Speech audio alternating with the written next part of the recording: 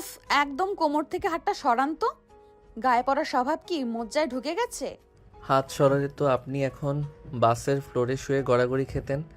আর বিশ্বাস করুন, আপনার কোমরের চেয়ে আমার হাতের জোর অনেক বেশি।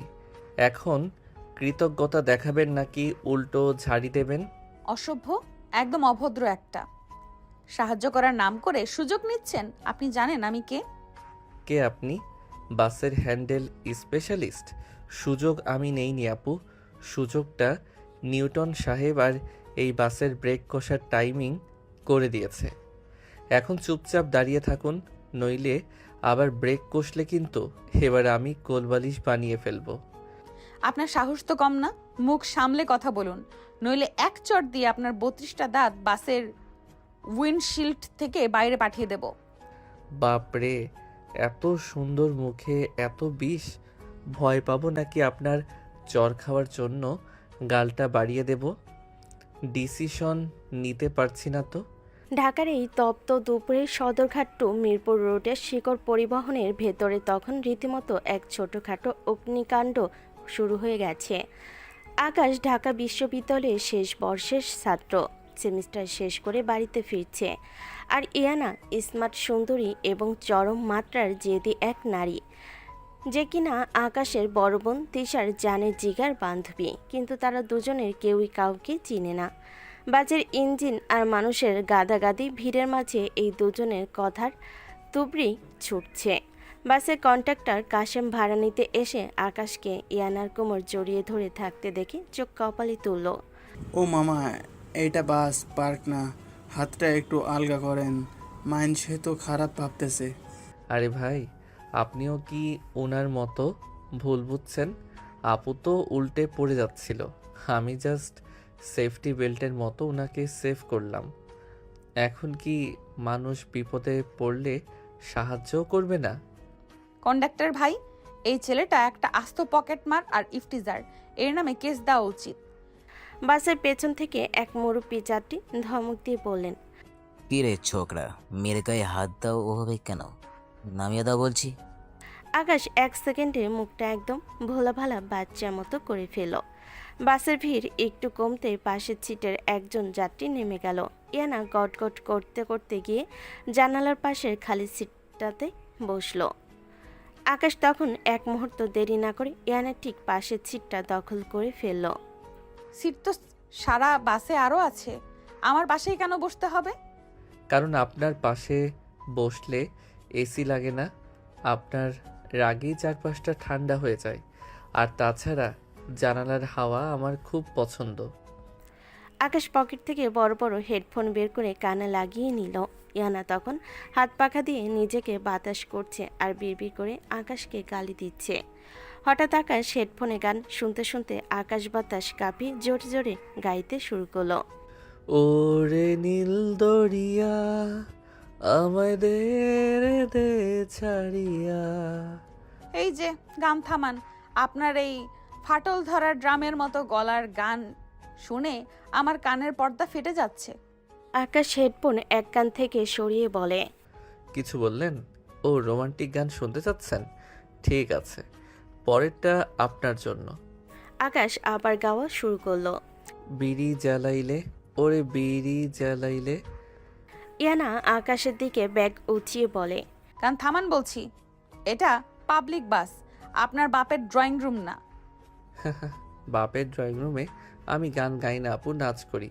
বাসে শুধু গানটাই চালাই।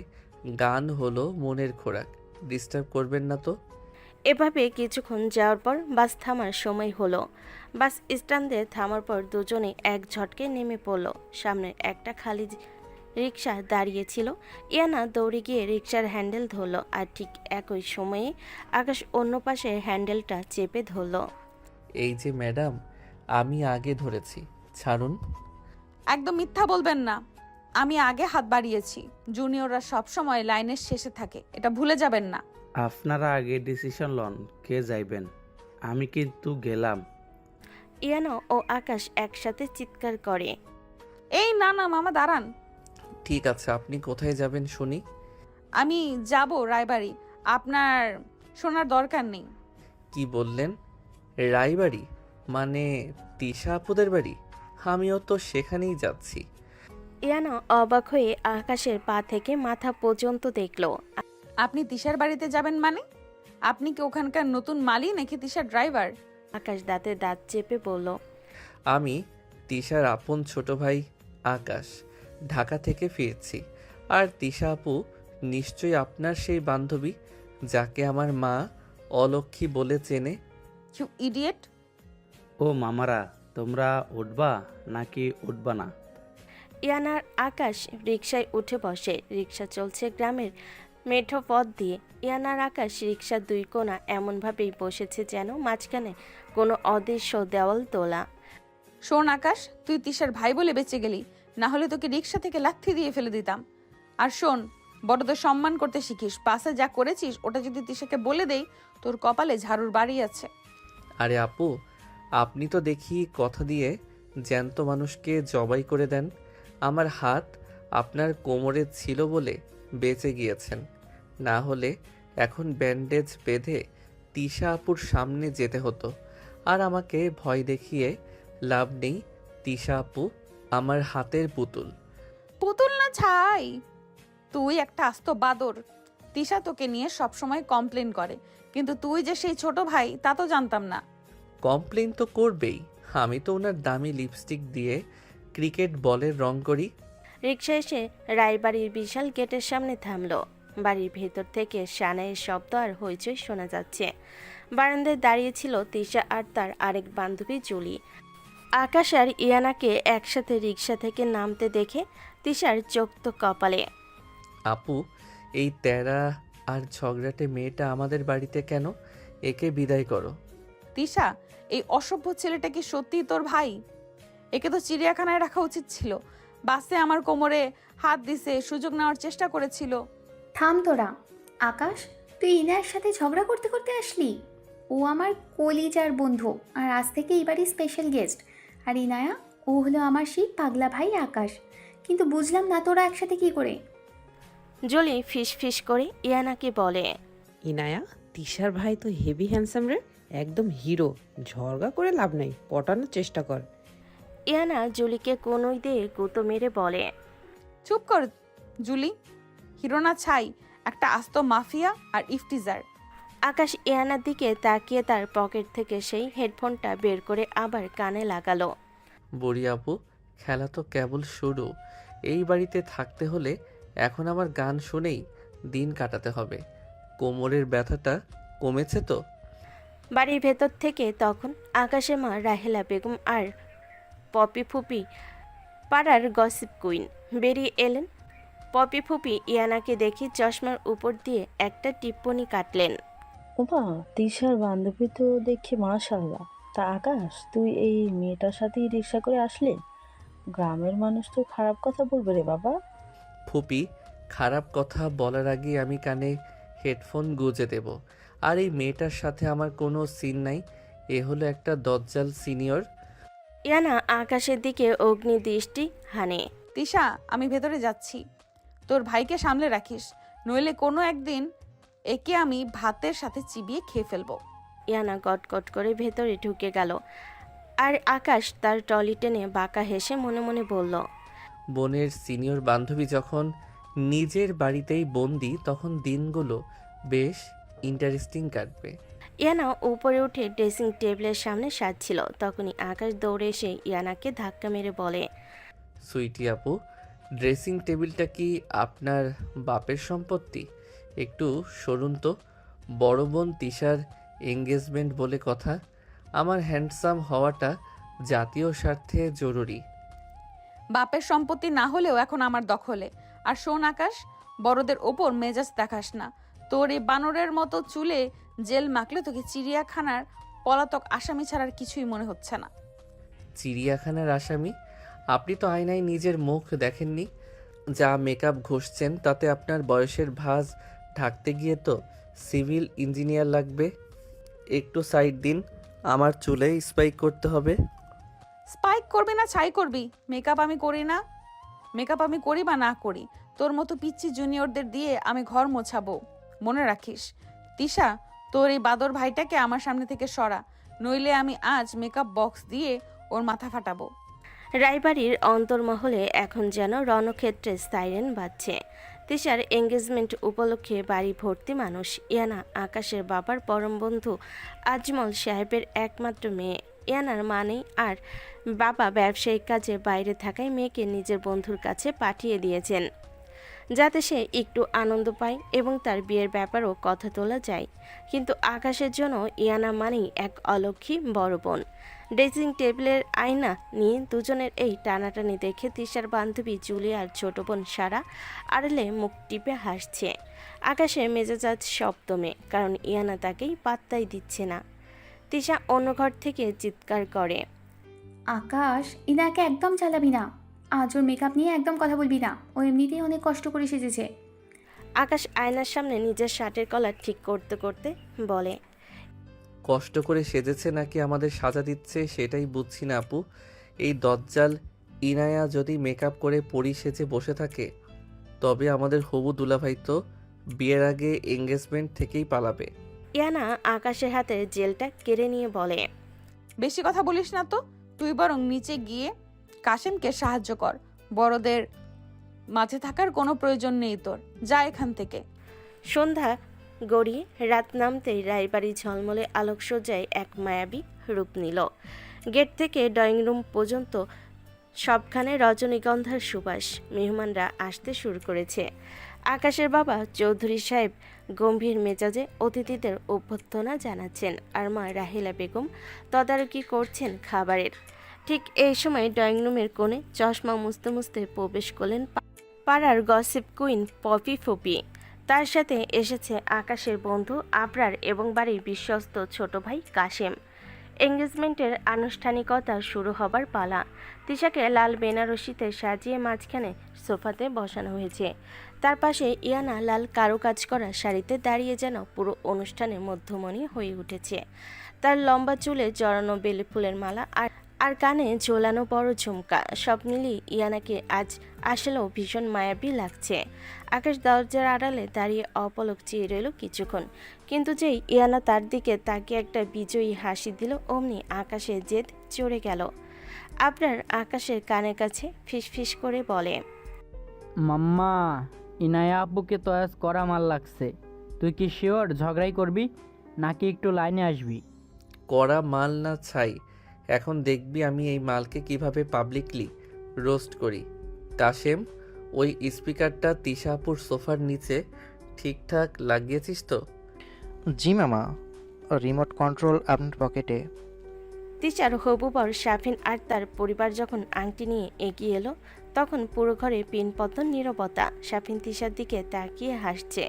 ঠিক এই সময় চৌধুরী সাহেব আর শাফিনের বাবা একে অপরের হাত জড়িয়ে ধরলেন। আমার তিশা আজ অন্যের ঘরে যাওয়ার প্রথম ধাপে পা রেখেছে। আপনারা আংটি পরানো শুরু করুন। শাফিন যখন তিশার আঙ্গুলে আংটিটা পরাতে যাবে, ঠিক সেই মুহূর্তেই ইয়ানা তিশার ঠিক পেছনে দাঁড়িয়ে খুব সুন্দর করে হাসছিল। আকাশ তার পকেট থেকে ফোনটা বের করে একটি নির্দিষ্ট বাটন টিপে দিল। মুহূর্তের মধ্যে তিশার সোফা নিচ থেকে এক বিকট আর কুৎসিত শব্দ, সজোরে বায়ু নিঃসরণ এর আওয়াজ বের হলো। শান্ত ঘরটিতে সেই আওয়াজ যেন মেঘে গর্জনের মতো প্রতিধ্বনিত হলো। সবাই হকচকিয়ে গেল। তিশার আঙ্গুল কাঁপতে লাগলো, যেহেতু ইয়ানা ঠিক তিশার পেছনে ঝুঁকে দাঁড়িয়েছিল। আবার সন্দেহ আর ঘৃণা ভরা দৃষ্টি সরাসরি গিয়ে পড়ল ইয়ানার উপর। ও মা, তিশার বান্ধবী তো দেখতেই ফিনফিনে সুন্দরী, কিন্তু আদব কাদা তো দেখছি সুবিধের না। ডাল পেঁয়াজও কি একটু বেশিই খাওয়া হয়েছে? পুরো ঘরে এক দমচাপা হাসি রোল উঠল। শাপিনের বাড়ির মহিলারা একে অপরের কানে ফিসফিস করতে লাগলো। ইয়ানার মুখটা মুহূর্তের মধ্যে টমেটোর মতো লাল হয়ে গেল। লজ্জার অপমানে তার চোখ ফেটে জল আসতে চাইল। সে দ্রুত ডাইনিং রুমের দিক থেকে চলে গেল। আকাশ তখন আবরারের সাথে পেছনের সারিতে দাঁড়িয়ে হাসতে হাসতে প্রায় মেঝেতে পড়ে যাচ্ছিল। ইয়ানা আকাশের দিকে এক পলক তাকিয়ে তেড়ে এলো। আকাশ, আমি জানি এটা তোর কাজ, তুই একটা জঘন্য মানুষ। কি হলো ইনায়া আপু, সবাই তালি বাজাচ্ছিল, আমি না হয় একটু অন্যভাবে সেলিব্রেট করলাম। আপনার প্রেস্টিজটা কি একটু হাওয়া হয়ে গেল? অনুষ্ঠান থেমে থাকিনি। তিশার শাপিন আংটি বদল করলো। চারদিকে হাততালির শব্দ, সবাই মিষ্টি মুখ করছে, কিন্তু ইয়ানা তখন ড্রয়িং রুমের এক কোণে দেওয়ালে হেলান দিয়ে দাঁড়িয়ে আকাশের দিকে অগ্নিদৃষ্টি দিয়ে চলেছে। পপি ফুপি তখন হঠাৎ ইয়ানার হাত ধরে চৌধুরী সাহেবের সামনে নিয়ে এলেন। তিনি যা বললেন, হঠাৎ করে ইয়ানা হাঁ হয়ে গেল। চৌধুরী ভাই, ইয়ানার জন্য কিন্তু জিসানই সেরা। আজকের এই ঘটনার পর তো অন্য কেউ ওকে ঘরে নিতে চাইবে না। জিসান কিন্তু বেশ উদার মনের ছেলে। আকাশ মাঝখান থেকে ফোড়ন কেটে বলে, হ্যাঁ ফুপি, জিশান ভাই এতই উদার যে তার উদারতায় পাড়ার মানুষের রাতের ঘুম হারাম হয়ে যায়। ইনায়া আপুর পাশে জিশানকে তো পচা বেগুনের পাশে মরা মূলা মনে হবে। আকাশ, তোর বেয়াদবি একদম সহ্যের বাইরে চলে যাচ্ছে। ইনায়া আজমল সাহেবের মেয়ে, ও আমাদের মেহমান, তুই এখনই ওর কাছে ক্ষমা চা। আকাশের মেজাজ এবার বিগড়ে গেল। নিজের বাবার মুখে ইয়ানার পক্ষ নিয়ে কথা শোনাটা তার এগোতে লাগলো। সে ক্ষমা না চেয়ে কটকট করে নিচে খাবারের দিকে চলে গেল। ইয়ানা চৌধুরী সাহেবের দিকে তাকিয়ে বলে, চাচু থাক, ওর ক্ষমা লাগবে না। আমি বুঝে নিয়েছি এই বাড়িতে আমার জায়গা কোথায়। আর ফুফি, বিয়ের কথা এখন থাক, সময় হোক। তাতে আমার কি, তোমরা তোমাদেরটাই দেখো। খাবারের টেবিলে তখন 12 থেকে 13 জনের হই হুল্লোড়। গ্রানির সুবাস আর সালাদের গন্ধে মোমো করছে চারপাশ। ইয়ানা আর তিশা একসাথে খেতে বসেছিল। জুলি আর সারা তাদের পরিবেশন করছিল। আকাশ ঠিক ইয়ানার উল্টো পাশে সিটে গিয়ে বসলো। সে ইচ্ছে করে ইয়ানাকে রাগানোর জন্য বড় একটা লেবুর টুকরো চিপে ইয়ানার চোখের দিকে ছিটিয়ে দিল। আমার চোখে আকাশ, তুই একটা আস্ত জানোয়ার। ইয়ানা চোখ চেপে ধরে টেবিলের থেকে উঠে দাঁড়ালো। তিশা আর জুলি আকাশকে বকা দিতে শুরু করলো। পপি ফুপি তখনও হাড় চিবোচ্ছেন আর জিসানের ছবি বের করে চৌধুরী সাহেবকে দেখাচ্ছেন। আকাশ, আজ অন্তত শান্তি দিদি। ইনায়া, তুই ওর কথা ধরিস না তো, চল চোখ ধুয়ে দিই। আরে আপু, চোখ ধোয়ার কি আছে? বড়দের তো চোখে সবসময় আগুন থাকে, লেবুর রসে তো সেই আগুন নিভে যাওয়ার কথা। ইয়ানা আর কোনো কথা না বলে রাগে কচকচ করতে করতে তিশার রুমের দিকে চলে গেল। এঙ্গেজমেন্টের আনন্দটা আকাশের এই দুষ্টামি আর অশান্তির ভিড়ে একদম ফিকে হয়ে গেল। আকাশ নিজের মনে বিরিয়ানি খেতে খেতে ভাবলো, ইয়ানার এই রাগী মুখটাই তো আসলে আসল বিনোদন। সে ইয়ানা পেছন পেছন গেল, দেখলো ইয়ানা রাগ করে বসে আছে। এঙ্গেজমেন্টের পরের দিনের সকালটা রায়বাড়িতে শুরু হয়েছে বেশ তপ্তভাবে। কাল রাতের অপমানের শোধ নিতেই ইয়ানা আজ ভোর ভোর উঠেই আকাশের চায়ের কাপে 3 চামচ লবণ আর 1 চিমটি গোলমরিচ গুঁড়ো মিশিয়ে দিয়েছে। আকাশ সেই চা মুখে দিতে এখন বেসিনিকে কুলি করছে। ইয়ানা রান্নাঘরের দরজায় হেলান দিয়ে হাসছে। তার চোখে এক পৈশাচিক আনন্দ। বাড়ির মেহমানরা তখনও ঘুমে। আকাশের বন্ধু আবরার আর চামচা কাশেম কেবল ড্রয়িং রুমে আড্ডা দিতে বসেছে। কিরে জুনিয়র, বাসে তো খুব তেজ দেখিয়েছিলি, এখন নোনা জল খেয়ে মুখটা ওরকম পাতিলেবুর মতো হয়ে গেল কেন? বেশি স্বাদ লাগছে? থু থু, ইনায়া আপু, আপনি কি চা বানিয়েছেন নাকি সমুদ্রের পানি ফুটিয়ে এনেছেন? তিতা আর লবণে আমার জিহ্বা তো এখন অবশ হয়ে গেছে। আপনি কি আমাকে বিষ খাইয়ে মারার প্ল্যান করছেন? বিষ দিলে তো তুই মরেই যেতিস। বেঁচে আছিস তার মানে এটা তোর পাপের শাস্তি। কালকের ওই অভদ্রতার পর ভেবেছিলে পার পেয়ে যাবে? মেকআপ নিয়ে কথা বলা, সবার সামনে ওসব আওয়াজ বাজানো, সব সুদে আসলে ফেরত দিব। ও, তার মানে বড়দের মনটাও ছোট হয়। আমি তো ভেবেছিলাম আপনি ক্ষমা করে দেবেন। ঠিক আছে, চা তো খাওয়ালেন, এবার আমার হাতের স্পেশাল খেলাটা দেখার জন্য রেডি হন। আজ আপনাকে আমি সার্কাস দেখাবো। কিরে আকাশ, সকাল সকাল তোর মুখটা ওরকম তিতা করলার মতো কেন?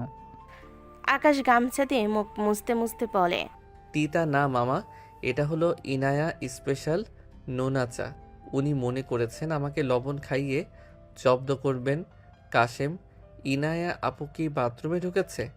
জি মামা, মাত্রই ঢুকলেন, মনে হয় গোসলে গেছেন। পারফেক্ট, এবার বাঘিনীকে খাঁচায় বন্দি করার সময় এসেছে। আকাশ পা টিপে টিপে ইয়ানার রুমের সাথে লাগানো বাথরুমের দরজার কাছে গেল। ইয়ানা তখন নিশ্চিন্ত মনে সাউ ছেড়ে গান গাইছে। আকাশ বাইরে থেকে একটা শক্ত কাঠের চেলা আর একটা হাতুড়ি দিয়ে বাথরুমের দরজার হুকটা এমনভাবে জ্যাম করে দিল যে ভেতর থেকে হাজার চেষ্টা করলেও ওটা খোলা যাবে না। জ্যাম করার পর আকাশ বাথরুমের ভেন্টিলেটরের নিচে একটা লাউড স্পিকার রাখলো। আকাশ লাউড স্পিকারের ভলিউম বাড়িয়ে দিয়ে বলে, ইনায়া আপু, শ্যাম্পু বেশি ঘষবেন না, মাথা ঠান্ডা রাখুন। আমি একটু বাজারের দিকে যাচ্ছি, আপনি বরং বাথরুমে বসে সমাজসেবা নিয়ে চিন্তা করুন। ইয়ানা ভেতর থেকে চিৎকার করে, আকাশ, এই আকাশ, দরজা খুলছিস না কেন? এই আকাশ, দরজা তো জ্যাম হয়ে গেছে। আকাশ, বদমাইশি করিস না, খোল বলছি।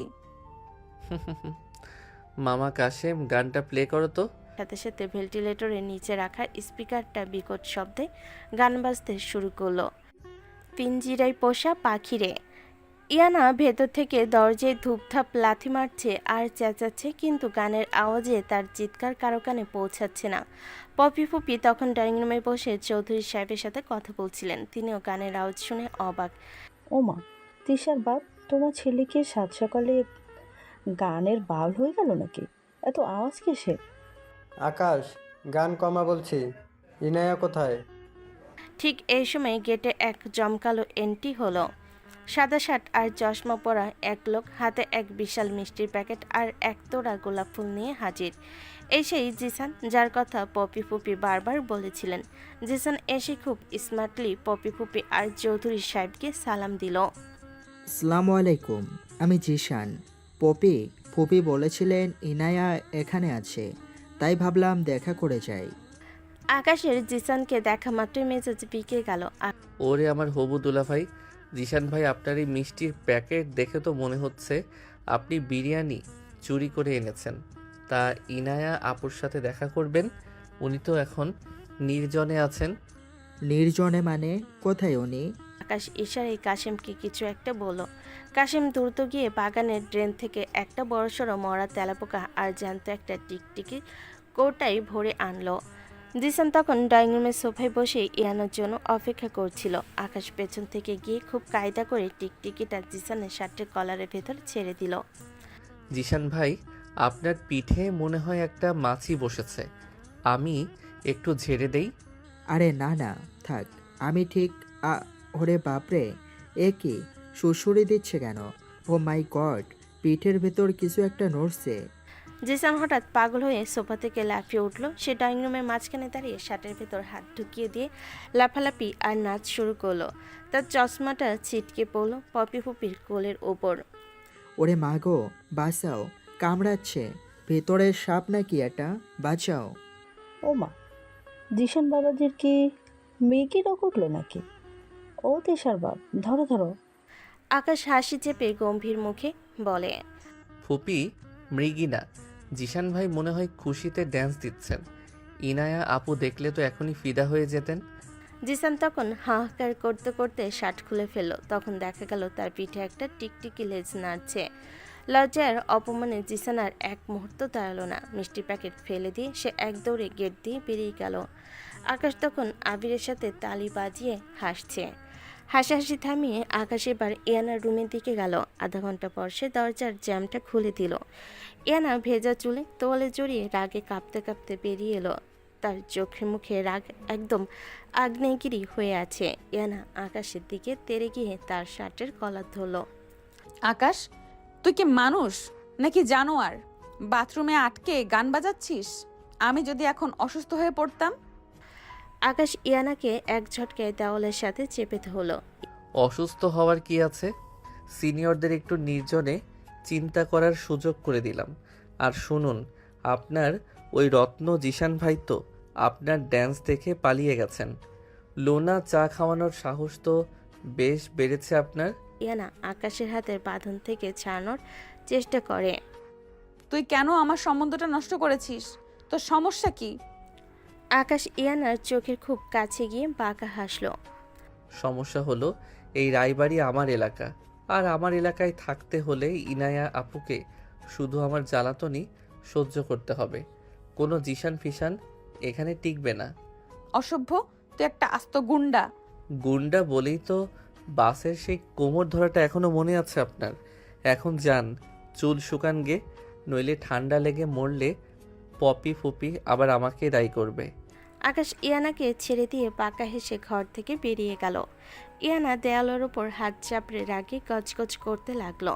তার মনে হচ্ছে আকাশ কাঁচা চিবিয়ে খেয়ে ফেলবে, কিন্তু মনের এক কোণে জিসানকে তাড়ানো দৃশ্যটা মনে করে একটু হাসিও পাচ্ছে। তিশার জুলি দরজায় দাঁড়িয়ে সব দেখছিল। তিশা, তোর ভাই তো দেখি মাফিয়া ডন হয়ে গেছে। জিশানকে যেভাবে দৌড়ানি দিল, তাতে মনে হয় জিশান আর এই গ্রামেও ফিরবে না। ভাইটা আমার একদম তেরা, কিন্তু ইনার সাথে ওর এই ঝগড়াটা এখন রায়বাড়ির নিত্যদিনের বিনোদন হয়ে দাঁড়িয়েছে। ড্রয়িং রুমে তখন পপি পুপি পচা মুখ করে বসে আছেন। জিসান পালিয়ে যাওয়ার তার ঘটকালির ব্যবসাটা আজ লাটে উঠল। আকাশ ইশারায় আবরারকে বলল, মামা এখন বিরিয়ানি অর্ডার করো। ইনায়া আপুর মেজাজ ঠান্ডা করতে আজ বিরিয়ানি লাগবে। পরের দিন রায়বাড়ির অন্তর্মহলে সকালটা শুরু হয়েছে যেন এক অদৃশ্য পারমাণবিক বিস্ফোরণ দিয়ে। আকাশ পা টিপে টিপে ইয়ানার রুমের সাথে লাগানো বাথরুমের দরজার কাছে গেল। ইয়ানা তখন নিশ্চিন্ত মনে শাওয়ার ছেড়ে গান গাইছে। আকাশ বাইরে থেকে একটা শক্ত কাঠের চেলা দিয়ে বাথরুমের দরজার হুকটা এমনভাবে জ্যাম করে দিল যে ভেতর থেকে হাজার চেষ্টা করলেও ওটা খোলা যাবে না। জ্যাম করার পর আকাশ বাথরুমের ভেন্টিলেটরের নিচে আজকেও আবার একটা লাউড স্পিকার রেখে ভলিউম বাড়িয়ে গান ছেড়ে দিল পিঞ্জিরার পোষা পাখিরে। আধা ঘন্টা পর আকাশ দরজা খুলে দিয়ে ইয়ানার রাগী চেহারা দেখে বাঁকা হাসলো। ইয়ানা বেজে চুলের আগে কাঁপতে কাঁপতে বেরিয়ে এলো। আজকে আবারও? বেশ করেছি, হা হা হা। তবে রে। ইয়ানা আকাশকে সারা বাড়ি দৌড়াতে থাকলো। বিকেলের শেষ আলো নিভে আসতে চারপাশ কালো করে ঝড় এলো। ধুলে অন্ধকারের মতো চারপাশ আচ্ছন্ন। তিশার জুলি নিচে মেহমানদের নাস্তা বানাতে ব্যস্ত। ইয়ানা হঠাৎ মনে করলো তার দামি একটা জর্জেট শাড়ি ছাদে শুকোতে দেওয়া আছে। সে এক দৌড়ে ছাদে গেল। ঠিক সেই মুহূর্তেই ঝোড়ো বাতাস তার শাড়িটা দড়ি থেকে উড়ে সরাসরি ইয়ানার মুখে আর শরীরে জড়িয়ে গেল। ইয়ানা দৃষ্টি হারিয়ে টাল সামলাতে না পেরে পিচ্ছিল মেঝেতে পড়ে যাচ্ছিল। ঠিক তখনই আড়াল থেকে আকাশ এসে তাকে পাজাকোলা করে ধরে ফেল। আকাশ আসলে এসেছিল ইয়ানাকে ভয় দেখাতে, কিন্তু পরিস্থিতি উল্টে গেল। মুষলধারে বৃষ্টি শুরু হলো সাথে সাথে। বৃষ্টির ঝাপটায় দুজনেই সেকেন্ডের মধ্যে ভিজে একাকার। ইয়ানার চোখের কাজল ধুয়ে যাচ্ছে আর আকাশের শার্ট তার শরীরের সাথে লেপ্টে আছে। আকাশের চোখের তীক্ষ্ণতা আর খুব কাছে তপ্ত নিঃশ্বাস দেখে ইয়ানা প্রথমবারের মতো একদম স্তব্ধ হয়ে গেল। তার হাতগুলো আকাশের কাঁধ শক্ত করে ধরে রেখেছে। আকাশ ইয়ানার কানের কাছে মুখ নিয়ে ফিসফিস করে, বাসের কোমর ধরাটা তো ছোটখাটো ধাক্কা ছিল ইনায়া। এই বৃষ্টির রাতে তোমাকে এভাবে ধরলে কিন্তু আমিই হারাবো। শাড়িটা সরাও মুখ থেকে, নইলে তো জানতেই পারবে না কে তোমাকে বাঁচালো। ইয়ানা শাড়ি সরিয়ে আকাশের চোখের দিকে তাকালো। বৃষ্টির শব্দে চারপাশ নিঝুম, শুধু দুজনের নিঃশ্বাসের শব্দ শোনা যাচ্ছে। ইয়ানার বুক কাঁপছে, কিন্তু সে কিছু বলতে পারল না। আকাশে সেই পৈশাচিক অথচ তীব্র দৃষ্টিতে যেন কোনো জাদু ছিল।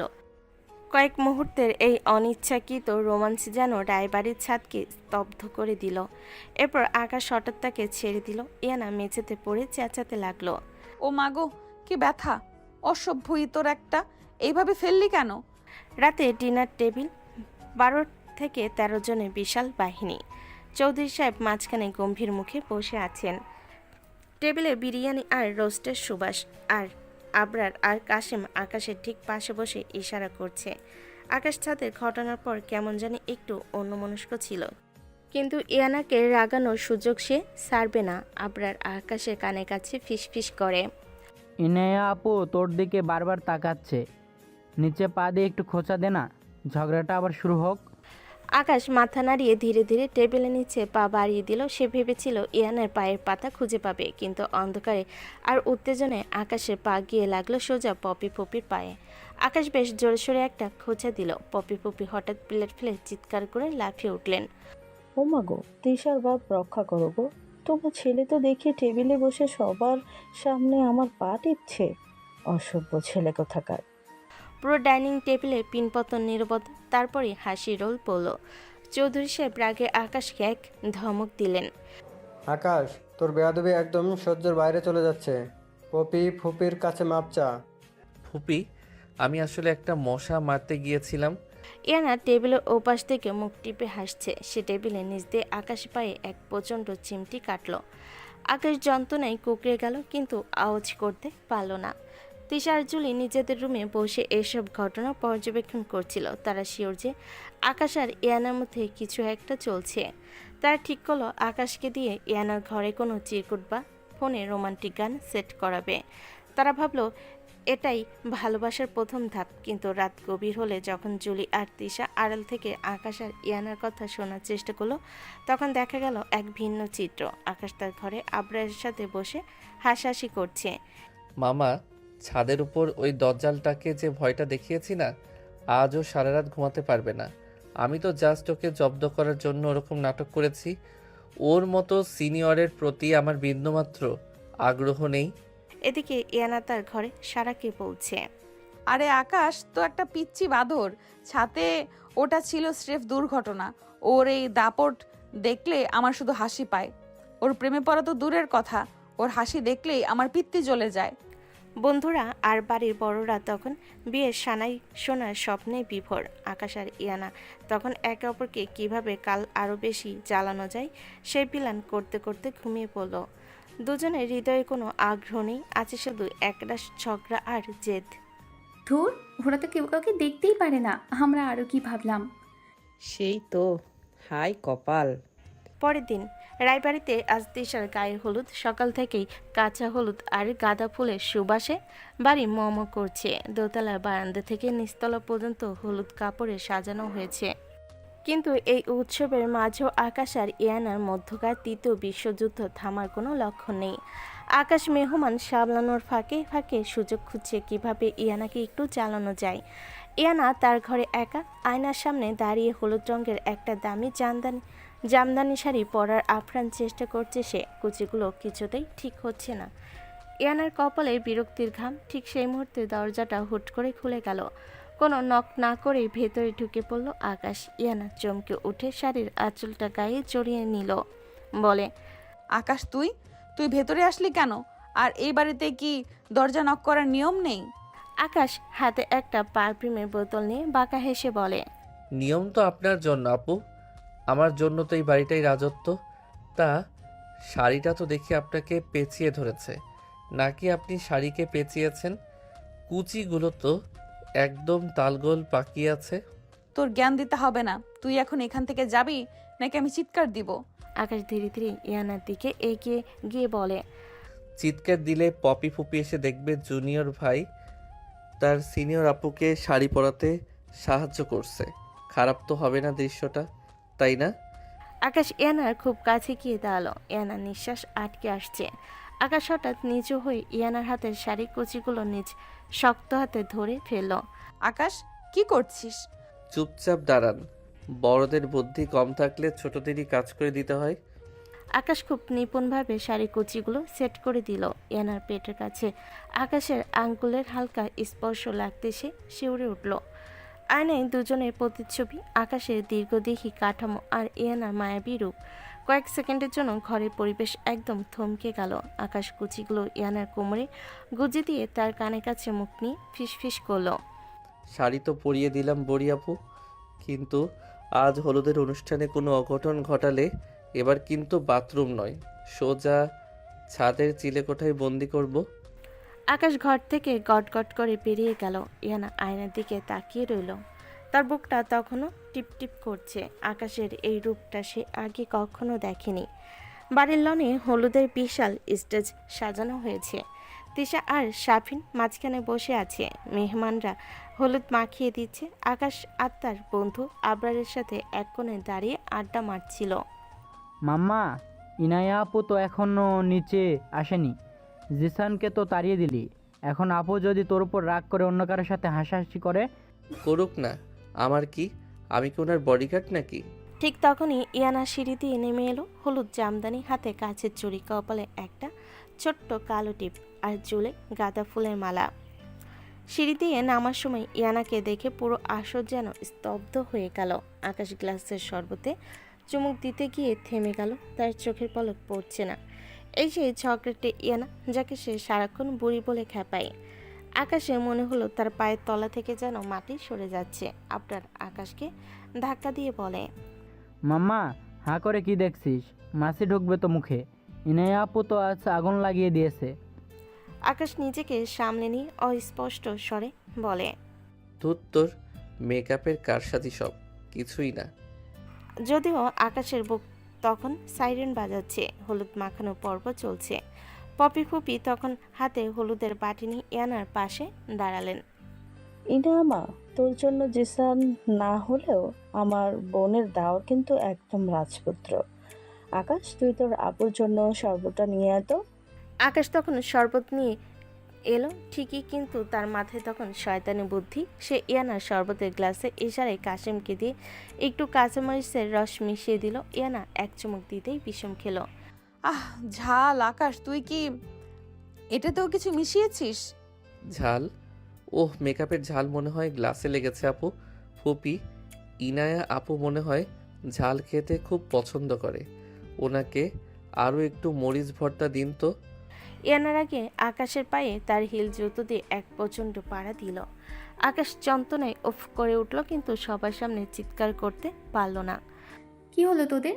তোরা কি হলুদেও মারামারি করবি? না তিশা, আকাশ বলছিল ওর গায়ে নাকি মশা কামড়েছে, আমি জাস্ট ওটা মেরে দিলাম। অনুষ্ঠান তখন তুঙ্গে। তখন আকাশ ইয়ানার পাশে গিয়ে দাঁড়ালো। সবাই তখন ছবি তোলে ব্যস্ত। আকাশ ইয়ানা কানে মুখ নিয়ে খুব নিচু স্বরে বলল, হলুদ শাড়িতে আপনাকে আসলে একটু অসুন্দরী লাগছে না? তবে ওই টিপটা বাঁকা হয়ে আছে। ইয়ানা হাত দিয়ে টিপ ঠিক করতে গেলে আকাশ হুট করে তার হাতটা সরিয়ে দিল। থাক, আমার হাতেই ঠিক করে দিচ্ছি। আকাশের আঙ্গুল যখন ইয়ানার কপালে স্পর্শ করলো, তখন ইয়ানা মনে হলো সে পৃথিবী থেকে বিচ্ছিন্ন হয়ে গেছে। পপি পপি আড়াল থেকে সব দেখছিলেন আর মনে মনে হিসাব মেলাচ্ছিলেন। ঘটনা তো দেখি অন্যদিকে মোড় নিচ্ছে। তিশার বাপকে তো জানানো দরকার। পরের দিন রায়বাড়ির আলোকসজ্জা আজ আকাশ ছুঁয়েছে। তিশার বিয়ে বলে কথা, চারিদিকে উৎসবের আমেজ, কিন্তু বাড়ির ভেতরে পরিবেশটা একদম ভিন্ন। আকাশের বাবা চৌধুরী সাহেবের মেয়ে বন্ধু ইয়ানা আজ নীল বেনারসিতে যেন স্বর্গের অপ্সরী সেজেছে, কিন্তু এই অপ্সরীর মেজাজটা আগ্নেয়গিরির লাভার মতো। বিয়ের আগের রাতে আকাশ আর ইয়ানার যে ঝগড়া হয়েছিল তার রেশ এখনও কাটেনি। আকাশ আজ সাদা সিল্কের পাঞ্জাবি আর চুড়িদার পায়জামায় নিজেকে আয়নার সামনে বারবার দেখছিল। ঠিক তখনই ইয়ানা ঝড়ের গতিতে তার ঘরে ঢুকলো। ইয়ানা আকাশকে কোনোই দিয়ে সরিয়ে দিয়ে বলে, সর এখান থেকে। আয়নাটা কি তোর একার? আমার লিপস্টিকটা একটু গাঢ় করতে হবে। তোকে তো এমনিতেই হনুমানের মতো লাগছে, যত বেশি দেখবি ততই নিজেরই কান্না পাবে। হনুমান? আপনার এই নীল শাড়ি দেখে তো মনে হচ্ছে ময়ূর সাজতে গিয়ে কাকের পালক লাগিয়ে এসেছেন। আর লিপস্টিক গাঢ় করে লাভ নেই, ভেতরের দজ্জাল চেহারাটা ওতেই ফুটে বেরোবে। তিশা, তোর এই ছোট লোক ভাইটাকে আমার সামনে থেকে সরা। বড়দের সাথে কথা বলার কোনো সৃষ্টতা নেই এর। বাসে যে অসভ্যতা করেছে, আজ বিয়ের প্যান্ডেলে ওটা করলে আমি জুতোর মালা পরিয়ে বাড়ি থেকে বের করে দেব। জুতো তো আপনিই পরবেন আপু, কারণ গেটে আমি যে বাসটা দেব আপনার কনে পক্ষকে, তাতে জুতোর দোকান খোলা ছাড়া উপায় থাকবে না। বরযাত্রী আসার সময় হলো। শাপিন সাহেব যখন বিশাল বহন নিয়ে গেটে এলেন, ইয়ানা তার বান্ধবী জুলি আর এক ঝাঁক মেয়ে নিয়ে গেটের ফিতা ধরে দাঁড়ালো। ইয়ানার হাতে একটা স্টিলের থালা, তাতে গোলাপের পাপড়ি আর চন্দন। সাবধান বরপক্ষ, এই সীমানা পার হতে হলে 50,000 টাকা ক্যাশ দিতে হবে। 1 পয়সাও কম হলে বরকে আজ সারা রাত গেটে দাঁড়িয়ে মশার তাড়াতে হবে। আকাশ বরের পাশ থেকে বীরদর্পে এগিয়ে এসে বলে, কি বললেন? 50,000? এই টাকা দিয়ে কি আপনার বাবার ঋণ শোধ করবেন? নাকি আপনার ওই রিঙ্কেল রিমুভার ক্রিমের স্টক শেষ হয়ে গেছে? কাশেম, আবরার, এদিকে আয় তো। মামা অর্ডার দাও, এই মেয়েদের আমরা তুলো। ম্যাডাম ইনায়া, আমরা 5,000 টাকা দেব, বড়জোর 10,000। রাস্তা ছাড়ুন, নইলে আমরা কিন্তু জোর করে ঢুকে যাব। জোর করবি? সমস্যা, সাহস থাকলে কর। তিশা বাড়ির সম্মান কি তোর কাছে 5,000 টাকা? সম্মান না আপু, এটা হলো চাঁদাবাজি, আর চাঁদাবাজদের সাথে আমার ডিল করার স্টাইলটা আলাদা। আকাশ শুট করে পকেট থেকে একটা বড় চকলেট বের করে ইয়ানার সামনে ধরলো। ইয়ানা যেই থাবা দিয়ে ওটা নিতে গেল, আকাশ অন্য হাতে ইয়ানার কোমর জড়িয়ে ধরে একদম একপাশে সরিয়ে দিল। সারা বাড়ি দেখলো আকাশ ইয়ানাকে পাজাকোলা করার মতো করে গেটের এক কোণায় ফেলে দিয়ে বরকে নিয়ে ভিতরে ঢুকে গেল। আকাশ, তুই একটা জানোয়ার। তুই আমার গায়ে হাত দিলি সবার সামনে। তুই কি মনে করিস আমি তোর হুকুমের গোলাম? আকাশ পেছন থেকে চোখ টিপে গেলাম না আপু, আপনি হলেন রাস্তা আটকানো স্পিড ব্রেকার, আর স্পিড ব্রেকার ওভারটেক করাই আমার কাজ। বিয়েবাড়ির প্যান্ডেলের ডিনার শুরু হয়েছে। 12 থেকে 13 জনের বিশাল বাহিনী গোল হয়ে টেবিলে বসেছে। চৌধুরী সাহেব আর রাহেলা বেগম অতিরিক্ত তদারকি করছেন। পপি ফুপি তখন বিরিয়ানির লেগ পিস চিবোতে চিবোতে ইয়ানার কানে বিষ ঢালছেন।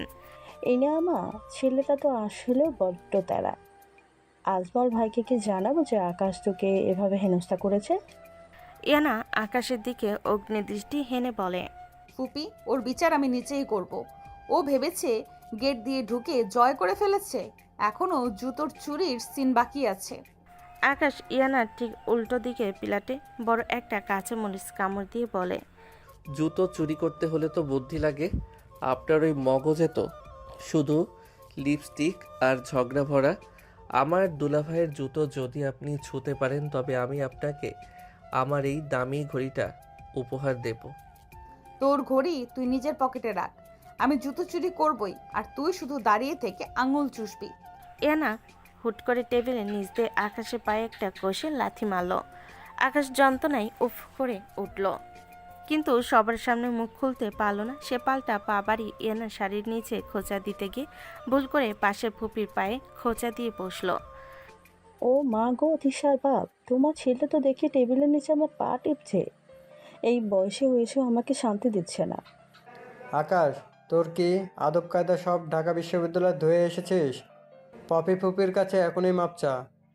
আরে বাবা, আমি তো ইনায়া আপুর পা ভেবে আমি ভাবলাম বিড়াল বসে আছে।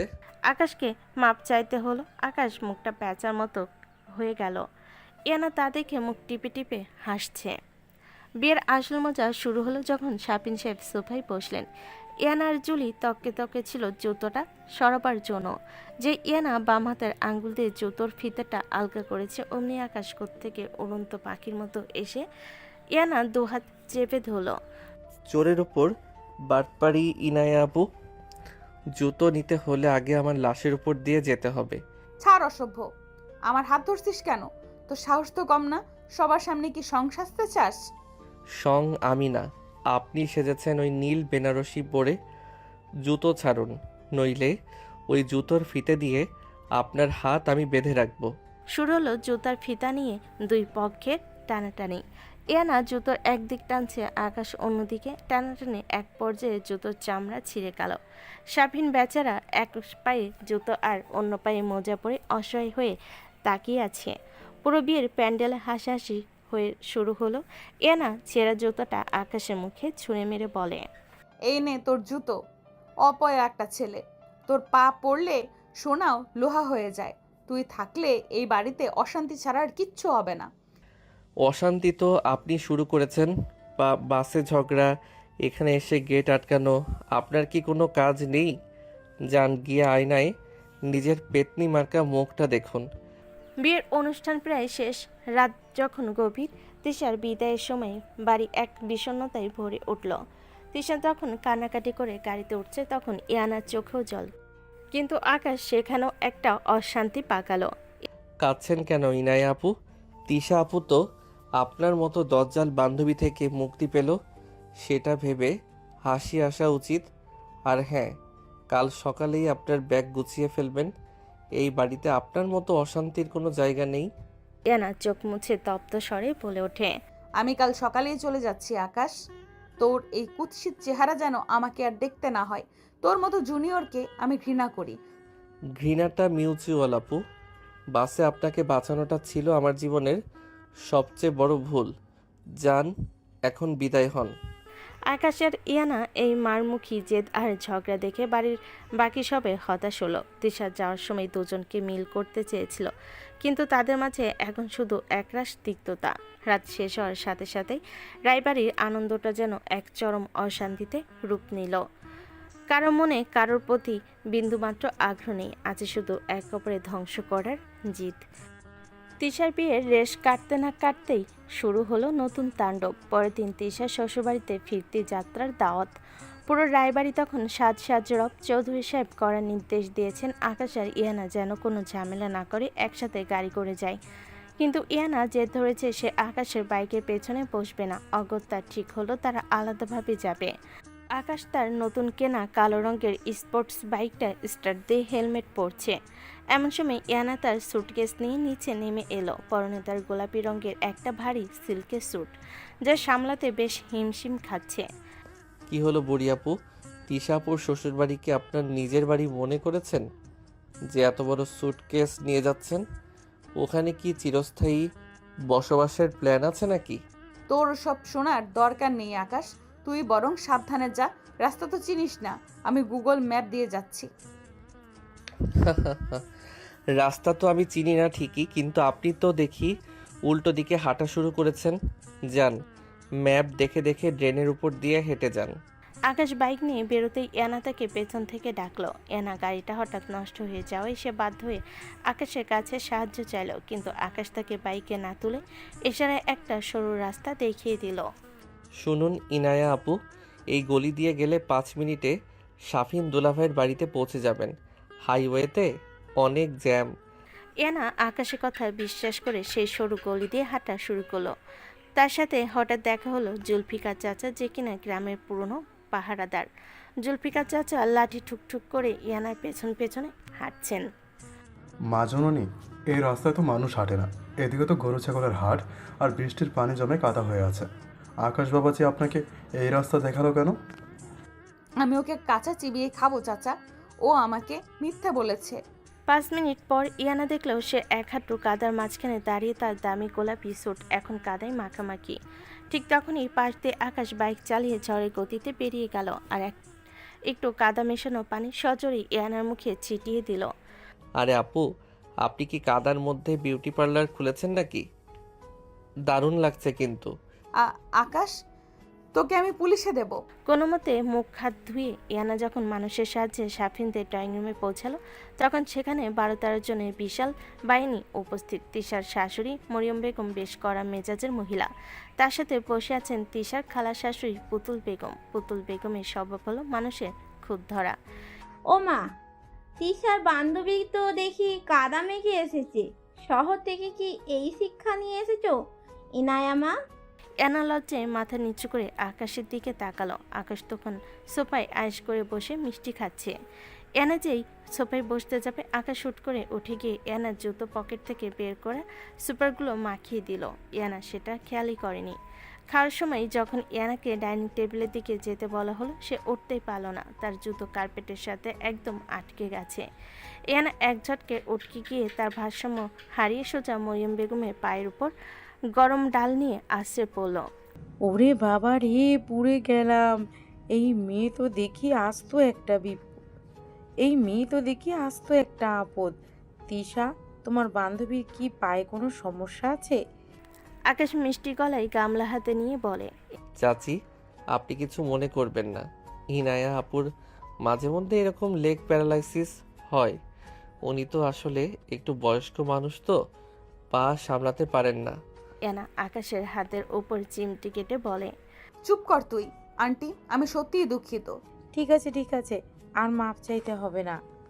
দাওয়াত শেষ। ইয়ানা আর এই মুহূর্তে এই এলাকার থাকতে রাজি নয়। সে ঠিক করলো আজই ঢাকা ফিরে যাবে।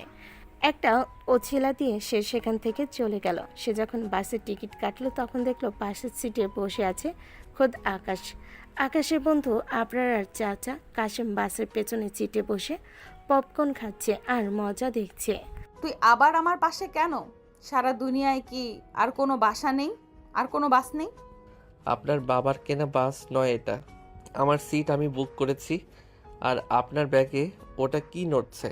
ব্যাগে আবার কি নড়বে? আজে বাজে কথা বলবি না। ইয়ানা যে ব্যাগ খুললো তার পানির বোতল বের করার জন্য, অমনি আকাশ সুযোগ বুঝে একটা খেলনা জ্যান্ত চেহারার ইঁদুর ব্যাগের ভেতর থেকে ঠেলে দিল। ইঁদুরটা দেখতে এতটাই বাস্তব যে ইয়ানা দেখে এক বিকট চিৎকার দিল, ওরে মাগো, ইঁদুর বাঁচাও! আকাশ, ইঁদুর সরা! ইয়ানা লাফালাফি শুরু করতে বাসের ড্রাইভার রহমত আলী বাস থামিয়ে দিলেন। যাত্রীরা সবাই বিরক্ত হয়ে ইয়ানার দিকে তাকাচ্ছে। আকাশ যাত্রীদের উদ্দেশ্যে গম্ভীর মুখে বলে, ভাই সব, আপনারা ক্ষমা করবেন। আমার এই বড় বোনটা ছোটবেলায় একবার ইঁদুর কামড় খেয়েছিল তো, তাই এখন থেকে মাথায় একটু গোলমাল আছে। ইঁদুর দেখলেই উনি হিন্দি সিরিয়ালের মতো নাচ শুরু করেন। মিথ্যা কথা, এটা তুই রেখেছিস। মামা অর্ডার দাও, এই মেয়েদের আমরা তুলোধুনোর মতো উড়িয়ে দেব। আহারে ইনায়া আপু, আকাশ তো আপনার ভালোই চাই, আপনি কেন সবসময় ওকে ভুল বোঝেন? এসবের মধ্য দিয়ে বাসের যাত্রা শেষ হলো ঢাকার স্টেশনে। রাত তখন ৩টা। আকাশ আর ইয়ানা দুজনে দাঁড়িয়ে আছে রিকশার অপেক্ষায়, চারপাশ শুনশান। আকাশে চাঁদ উঠেছে, কিন্তু তাদের মেজাজ তখনও আগুনের মতো। ইয়ানা তার সুটকেস টেনে সামনের দিকে এগুচ্ছে। শোনো বুড়ি আপু, বাসে যে চিৎকারটা দিলে না, ওটা দিয়ে অনায়াসে একটা হরর মুভি বানানো যেত। তোমার এই দজ্জালপনা দেখে কোনো জিশান তো দূরের কথা, কোনো এলিয়েনও তোমাকে বিয়ে করবে না। আবার তোর এই শয়তানি দেখে কোনো মেয়ে তোকে স্বামী হিসেবে নয়, বরং কাজের ছেলে হিসেবেও রাখবে না। তুই আস্ত একটা জানোয়ার আকাশ। জানোয়ার বলেই তো তোমাকে বাসে সেই কোমর ধরাটা শিখিয়েছি। মনে রেখো, আমি আকাশ, তোমার মতো হাজারটা ইনায়াকে আমি পকেটে নিয়ে ঘুরি। তোর পকেটেই থাক, আমার ছায়া থেকেও তুই দূরে থাকবি কাল থেকে। আজমল সাহেবের মেয়ে আমি, তোর মতো জুনিয়রের সাথে আর কোনো সম্পর্ক নেই আমার। ইয়ানা একটা রিকশায় উঠে গটগট করে চলে গেল। আকাশ সেখানে দাঁড়িয়ে পকেট থেকে সেই খেলনা ইঁদুরটা বের করে হাসতে হাসতে আবরারের দিকে ছুড়ে দিল। পপি ফুপু থেকে শুরু করে রায়বাড়ির সবাই ভেবেছিল তাদের মধ্যে কোনো অনুভূতির জন্ম হবে, কিন্তু বাস্তব হলো তাদের এই ঘৃণা আর জেদ পাহাড়ের মতো শক্ত। বাজে সেই একই সিট থেকে শুরু করে তিশার শ্বশুরবাড়ির কাদা, সবখানে তারা একে অপরের শত্রু হিসেবেই রইল। ভালোবাসা, ওটা তো আকাশে পকেটে রাখা সেই খেলনা ইঁদুরের চেয়েও নকল তাদের কাছে। এদিকে আকাশের বাবা তারা চলে যাবার পর ভীষণ চটে আছেন। শোনো আকাশের মা, আকাশ বসে যে কাণ্ডটা করেছে আর ইনায়ার সাথে যেভাবে ঝগড়া করেছে, এটা কিন্তু আজমল সাহেবের কানে গেলে আমাদের মুখ দেখানোর জায়গা থাকবে না। সে তার মেয়েকে আমানত হিসেবে রেখে গিয়েছিল, আর আকাশ তাকে নোনা চা খাইয়ে বাথরুমে আটকে রাখছে শুনলাম। রায়বাড়ির ড্রয়িং রুমে চৌধুরী সাহেবের গলা রক ফুলিয়ে আকাশকে শাসন করছেন। তিশার বিয়ের পর বাড়ির পরিবেশটা একদম থিতিয়ে এসেছে, কিন্তু আকাশ আর ইয়ানা সেই মহাভারত যুদ্ধের রেশ এখনো সবার মুখে মুখে। চৌধুরী ভাই, আপনি শুধু শুধু আকাশকে বকছেন। ইনার মেয়েটাও কি কম? বাপের বাড়িতে মা নেই বলে মাথায় চড়ে বসেছে। তিশার হলুদের দিন আকাশের পায়ে যেভাবে হিল জুতো দিয়ে পাড়া দিল, ছেলেটার তো দিন দিন ঘুরে হেঁটেছে। আমি তো বলি এদের দুজনকে একসাথে একটা ঘরে আটকে রাখলে কেউ আর জানতো বের হবে না। থাক ফুপি, আর আগুনে ঘি ঢালবেন না। ইনায় তো চলে গেছে ওর বাবার কাছে, আকাশও যাচ্ছে ওর সেমিস্টার শুরু হলে। আমি তো ভাবছি এই দুইজন আবার ঢাকায় গিয়ে নতুন কোনো অশান্তি পাকায় কিনা। ঢাকা শহরে জ্যাম আর ধুলোবলির মাঝে আকাশের জীবনটা যেন আবার নিজের ছন্দে ফিরে এলো। সে থাকে ধানমন্ডির একটা মেস বাসায় তার দুই বন্ধু আবরার আর সবুজের সাথে। ঢাকায় তারা বিশ্ববিদ্যালয়ের ছাত্র, কিন্তু পড়াশোনার চেয়ে তার বেশি মন থাকে রাইড শেয়ারিং অ্যাপে বাইক চালিয়ে হাত খরচ জোগাড় করা আর নতুন নতুন উপায়ে মানুষকে চালানো। যদিও তার বাবার টাকার অভাব নেই। মেসের বারান্দায় বসে আকাশ তার হেলমেট পরিষ্কার করছে আর আবরারের সাথে গল্প করছে। কিরে আকাশ, গ্রাম থেকে এসে তো তুই দেখি পুরাই বদলে গেলি। ইনায়া আপুর সাথে সেই জুতোর লড়াইয়ের খবর কি? ঢাকায় এসে কি শান্তি পালি? শান্তি না ছাই, ওই দজ্জাল ইনায়ার চেহারা মনে পড়লে আমার পিত্তি জ্বলে যায়। কপাল ভালো যে ঢাকা এত বড় শহর, ওর সাথে আর দেখা হওয়ার সম্ভাবনা নাই।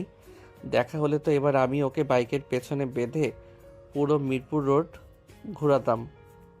বেশি ভাবিস না মামা, প্রবাদ আছে না, অভাগা যেদিকে যায় সাগর শুকিয়ে যায়। দেখবি কোনো একদিন ঠিকই তোর বাইকের পিছনেই ও এসে বসবে। অসম্ভব, ও যদি আমার বাইকে ওঠে তবে আমি বাইক চালানো ছেড়ে রিক্সা চালানো শুরু করব। ওদিকে বনানীর এক আভিজাত ফ্ল্যাটে ইয়ানা তার বাবার সাথে থাকে। ইয়ানার বাবা আজমল সাহেব ইদানিং খুব মেয়ের মেজাজ দেখে খুব চিন্তিত। তিনি চাচ্ছেন ইয়ানা তাদের ফ্যামিলি বিজনেস সামলাক। ইয়ানা আজ একটা খুব দামি মিটিংয়ের জন্য রেডি হচ্ছে। পরনে তার দামি ফর্মাল স্যুট, চোখে আভিজাত্যের ছাপ। ইনায়া সোনামা, চৌধুরী সাহেবের বাড়ির ওই ছেলেটার সাথে যা হয়েছে সব ভুলে যাও। আজ গ্লোবাল সলিউশন এর সাথে আমাদের একটা বড় ডিল আছে। সময় মতো অফিসে পৌঁছানো চাই। ড্রাইভার তো ছুটিতে। তুমি একটা উপায় বা পাঠাও, কল করে চলে যাও। বাবা, ওই আকাশ নামের জঙ্গলটার কথা আমার সামনে আর নিও না। ও একটা অভদ্র জুনিয়র। আর চিন্তা করো না, আমি ঠিক সময়ে মিটিংয়ে পৌঁছে যাব। ঢাকার জ্যাম সামলানো আমার বা হাতের কাজ। বনানীর রাস্তায় দাঁড়িয়ে ইয়ানা তার অ্যাপে একটা বাইকের রিকোয়েস্ট পাঠালো। ঠিক 2 মিনিটের মাথায় একটা কালো রঙের স্পোর্টস বাইক এসে তার সামনে থামলো। চালকের মাথায় বড় কালো হেলমেট, মুখ দেখা যাচ্ছে না। আকাশ, ম্যাডাম, আপনি কি বনানী 11 নম্বর যাবেন? হ্যাঁ, সাবধানে চালাবেন। আর শোনেন, হেলমেট কি আপনার ছোট? কত তো পরিষ্কার বোঝা যাচ্ছে না। আরে এই কণ্ঠস্বর তো আমার অতি পরিচিত। এ কি সেই দজ্জাল ইনায়া? আল্লাহ, তুমি আমার কপালে আজ এ কি জুটাইলে। বুঝতে পারলো ইয়ানা তাকে চিনতে পারেনি। সে ভাবলো এটাই মোক্ষম সুযোগ রায়বাড়ির অপমানের শোধ নেওয়ার। ইয়ানা বাইকে বসলো, কিন্তু একটু দূরত্ব বজায় রেখে। ম্যাডাম, ধরে বসুন। ঢাকার জ্যাম কাটাতে আমাকে একটু আঁকাবাঁকা চলতে হবে। খবরদার, একদম গায়ে হাত দেবেন না। আপনি আপনার কাজ করুন, আমি আমার জায়গায় ঠিক আছি। আকাশ বাঁকা হাসি হাসলো। সে বাইক নিয়ে মেন রোড ছেড়ে তেজগাঁওয়ের ভেতরে ঘিঞ্জি গলিতে ঢুকে পড়লো। জ্যাম নেই, কিন্তু গলিগুলো এতই সরু আর নোংরা যে এনা দামি পারফিউমের বদলে নাকে আসছে পচা ট্রেনের গন্ধ। এই যে ভাই, আপনি কোন দিক দিয়ে যাচ্ছেন? গুগল ম্যাপ তো হাইওয়ে দেখাচ্ছে। ম্যাপ দিয়ে কি আর ঢাকার জলই চলে ম্যাডাম? আমি জানি শর্টকাট। আপনি চুপচাপ বসে থাকুন। আকাশ ইচ্ছে করে একটা বড় গর্তের উপর দিয়ে জড়ো ব্রেক কষলো। ইয়ানা সামলাতে না পেরে আকাশের পিঠের উপর আশ্রে পড়ল। অসভ্য! ব্রেক কষার কি কোনো নিয়ম নেই? আপনি কি নতুন বাইক চালানো শিখেছেন? আকাশ হেলমেট খুলে এক ঝটকায় পেছন ফিরে পড়ল। নতুন না বড়ি আপু, আমি তো আপনাকে বাসেও সেভ করেছি, আর আজ বাইকেও সেভ করলাম। ভাড়াটা কি এখন ডাবল দেবেন? আকাশ, তুই এখানে বাইক চালাচ্ছিস কেন? আর তুই আমাকে বনানী না নিয়ে তেজগাঁওয়ের ভাগাড়ে নিয়ে আসলি কেন? কারণ আপনার মতো দজ্জালদের জন্য বনানী নয়, ভাগাড়ই সেরা গন্তব্য। নামুন আমার বাইক থেকে। আপনার এই ভারী শরীর নিয়ে বাইক চালানো মানে টায়ারের আয়ু কমানো। মিথ্যেবাদী! তুই ইচ্ছে করে এটা করেছিস। আমার মিটিং আছে বনানীতে, তুই আমাকে এখানে নামিয়ে দিবি না। মিটিং কি আর হবে আপু? জ্যামে তো এখন পুরো তেজগাঁও ব্লক। আমি চললাম, আপনার রাইড আমি ক্যান্সেল করে দিচ্ছি। আকাশ ইয়ানাকে রাস্তার মাঝখানে ধুলোর মধ্যে রেখে বাইক ছুটিয়ে চলে গেল। ইয়ানা সেখানে দাঁড়িয়ে তার দামি স্যান্ডেল দিয়ে রাস্তায় ঢিল ছুটতে লাগলো। পরের দিন ইয়ানা জেদ করে তার বাবার এক বন্ধু মাল্টিন্যাশনাল কোম্পানিতে ইন্টারভিউ দিতে গেল। সে চায় না বাবার পরিচয়ে পরিচিত হতে। সে নিজেকে প্রমাণ করতে চায়। ইন্টারভিউ রুমের বাইরে বসে সে ফাইল গুজাচ্ছিল। ঠিক তখনই দেখলো এক চ্যাংড়া ছেলে ট্রাউজার আর টি শার্ট পরে কফি নিয়ে ভেতরে ঢুকছে। ছেলেটা পিঠের দিকে খুব পরিচিত। ইয়ানা ডাক পড়লো ভেতরে। সে রুমে ঢুকে দেখলো 3জন ইন্টারভিউয়ার বসে আছে, আর সাইডে একটা টুলে বসে কফি খাচ্ছে চিরশত্রু আকাশ। আসুন মিস ইসিরা, আপনার সিভি তো বেশ ইমপ্রেশন। তো আপনি আমাদের কোম্পানিতে কেন জয়েন করতে চান? স্যার, আমি মনে করি আমার স্কিল এই কোম্পানির। স্যার, একটা কথা বলি। সিভি দেখে তো মনে হচ্ছে উনি খুব শান্ত, কিন্তু আসলে উনি বাসে আর রাস্তার মাঝখানে যে চিৎকার করেন, তাতে আমাদের অফিসের কাছের জানালাটাও কিন্তু 2 দিন ফেটে যাবে। তুমি এখানে ইন্টারনেট হিসাবে এসেছো, বড়দের কথার মাঝখানে কথা বলবা না তো? আপনি একে চেনেন?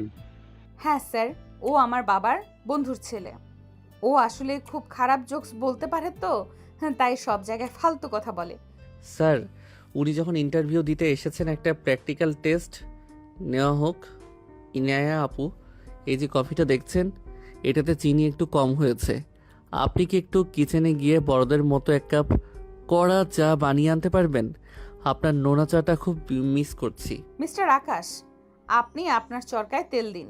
স্যার, এই ছেলেকে যদি আপনারা অফিসে রাখেন, তবে আমি নিশ্চিত আপনাদের প্রোডাক্টিভিটি 0 হয়ে যাবে, কারণ ও কাজের চেয়ে শয়তানি বেশি করে।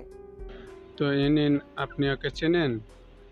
আকাশ তুমি বাইরে যাও, ইনা আমরা আপনার সিবি কন্ডিশন করতেছি। আকাশ বাইরে যাওয়ার সময় ইয়ানা সিবির উপর ইচ্ছে করে কফি কাপটা একটু কাত করে দিল। ইয়ানা সিবির অর্ধেক বেশি এখন কফি কালার হয়ে গেল। ও সরি আপু, কফিটা তো সিভির মতোই তেতো ছিল, তাই একটু ছিটিয়ে গেল। বাই দ্য ওয়ে, আপনার ইন্টারভিউ কিন্তু দারুণ হয়েছে। ইয়ানার আগে ইন্টারভিউ রুমে আকাশের উপর ঝাঁপিয়ে পড়তে চাইল, কিন্তু মিস্টার জামানের ভয়ে নিজেকে সামলে নিল। ইন্টারভিউ শেষ করে বেরোনোর সময় আকাশ লিফটের সামনে দাঁড়িয়ে শীষ বাজাচ্ছে। তুই কি আমার পিছু ছাড়বি না আকাশ? পিছু আমি নেইনি আপু, ভাগ্য আমাদের বারবার মেলাচ্ছে। ঢাকার জ্যামে যেমন মুক্তি নাই, ইনায়ার জীবনে আকাশের উপস্থিতিতেও তেমন মুক্তি নাই। কাল থেকে যদি তোকে এই অফিসে দেখি, তবে আমি এই অফিসই কিনে নেব আর তোকে দিয়ে ফ্লোর মোছাবো। ফ্লোর মোছা তো পরের কথা, আগে নিজের সিভির কফি পরিষ্কার করুন। টাটা বুড়ি আপু। ঢাকা শহরের এই যান্ত্রিক জীবনে আকাশ আর ইয়ানা লড়ে এখন কর্পোরেট অফিস থেকে শুরু করে ঢাকার সরু গলি পর্যন্ত ছড়িয়ে পড়ল। কারোর মনে কারোর প্রতি মায়া নেই, আছে শুধু একে অপরকে অপদস্থ করার নেশা। আকাশ ভাবছে কিভাবে ইয়ানাকে অফিস থেকে তাড়ানো যায়, আর ইয়ানা ভাবছে কিভাবে আকাশকে বাবার কাছে পৌঁছানো যায়। ঢাকার আকাশ আজ মেঘলা, যেন নতুন কোনো ঝড়ের অপেক্ষা করছে। শোনো আকাশ, ঢাকার জ্যামে যেমন মুক্তি নেই, আমার জীবনে তোর উপস্থিতিতেও তেমন মুক্তি নেই। তুই কি আঠার মতো আমার সাথে সব জায়গায় লেগে থাকবি? আঠা আমি নই আপু, আঠা তো আপনার ভাগ্য। আমি তো স্রেফ এনজয় করছি। ইন্টারভিউ দিতে এসে সিভিতে কফি মাখালেন, এবার কি পুরো অফিসটাকেই কাদার ভাগার বানাবেন? তোর এই মুখ আমি আজ সেলাই করে দেবো আকাশ। মিস্টার জামানকে বলে আজই তোকে এই অফিস থেকে ঘাট ধরে বের করব। চেষ্টা করে দেখতে পারেন, তবে মনে রাখবেন জুনিয়ররা কিন্তু সিনিয়রদের চেয়ে দ্রুত দৌড়াতে পারে। আপনি নালিশ করার আগেই আমি আপনার বাসের সেই চিৎকার রেকর্ডটা বসকে শুনিয়ে দেব। ঢাকা সেই মাল্টি ন্যাশনাল অফিসের 16 তলায় ইয়ানার ইন্টারভিউ শেষ হয়েছে। মেজাজ তার সপ্তমে লিফটের সামনে দাঁড়িয়ে সে বারবার বোতাম টিপছে। আকাশ তার ঠিক পেছনে দাঁড়িয়ে দাঁত খুঁটছে আর গুনগুন করে গান গাইছে। ইয়ানা আজ মেরুন রঙের একটা শাড়ি পরে এসেছে ইন্টারভিউ দিতে, যা তাকে বেশ গম্ভীর আর আকর্ষণীয় করে তুলেছে। লিফট আসতেই ইয়ানা ভেতরে ঢুকলো, আকাশও পিছু পিছু ঢুকে পড়ল। লিফটটা তখন ফাঁকা। 16 তলা থেকে নিচে নামা শুরু করতেই হঠাৎ এক বিকট ঝটকায় লিফটটা মাঝপথে থেমে গেল। চারপাশ ঘুটঘুটে অন্ধকার, বিদ্যুৎ চলে গেছে আর জেনারেটরও ব্যাকআপ দিতে পারছে না। ইয়ানা ভয়ে চিৎকার করে, ওরে মাগো, এ কি হলো? আকাশ তুই কোথায়? লাইট জ্বলছে না কেন? আরে আপু, চিল্লাবেন না। জ্যামে তো রাস্তায় আটকে থাকেন, আজ না হয় লিফটে আটকালেন। একটু ধৈর্য ধরুন। ধৈর্য ধরবো মানে? আমি নিঃশ্বাস নিতে পারছি না, আমার কনস্ট্রোফোবিয়া আছে। আকাশ প্লিজ কিছু কর। ইয়ানা ভয়ে কাঁপতে কাঁপতে অন্ধকারের মাঝে আকাশের পাঞ্জাবি খামচে ধরল। তার শরীর কাঁপছে। আকাশ বুঝতে পারল ইয়ানা আসলেও প্যানিক অ্যাটাক করেছে। সে ইয়ানাকে শান্ত করে তার 2 কাঁধ ধরল। লিফটের ছোট্ট জায়গাটুকুতে বাতাসের অপপার দুজনের গায়ে তপ্ত নিঃশ্বাস পরিবেশটাকে ভারী করে তুলল। ইনায়া, শান্ত হন, আমি আছি তো, কিচ্ছু হবে না। আকাশে সেই গম্ভীর আর শান্ত কণ্ঠস্বর ইয়ানাকে কিছুটা স্থির করলো, কিন্তু অন্ধকারে সেই নীরবতায় ইয়ানা ভারসাম্য হারিয়ে আকাশের বুকের উপর আশ্রে পড়ল। ইয়ানার শাড়ির আঁচলটা খসে পড়েছে, তার মুখে এলোমেলো চুলগুলো আকাশের মুখে আশ্রে পড়ছে। অন্ধকারে ইয়ানার ভর্ত নিঃশ্বাস আর আকাশের শরীরের উষ্ণতা মিলেমিশে একাকার হয়ে গেল। আকাশ অনুভব করলো ইয়ানার নরম শরীরের স্পর্শ। তার পুরুষালী সত্তা হঠাৎ জেগে উঠল। সে ইয়ানার পিঠের উপর হাত রাখতেই ইয়ানা শিউরে উঠল, কিন্তু নিজেকে সরালো না। যেন এই অন্ধকার তাদের ভেতরের সব ঘৃণা ধুয়ে মুছে এক আদিম আকর্ষণে রূপ দিচ্ছে।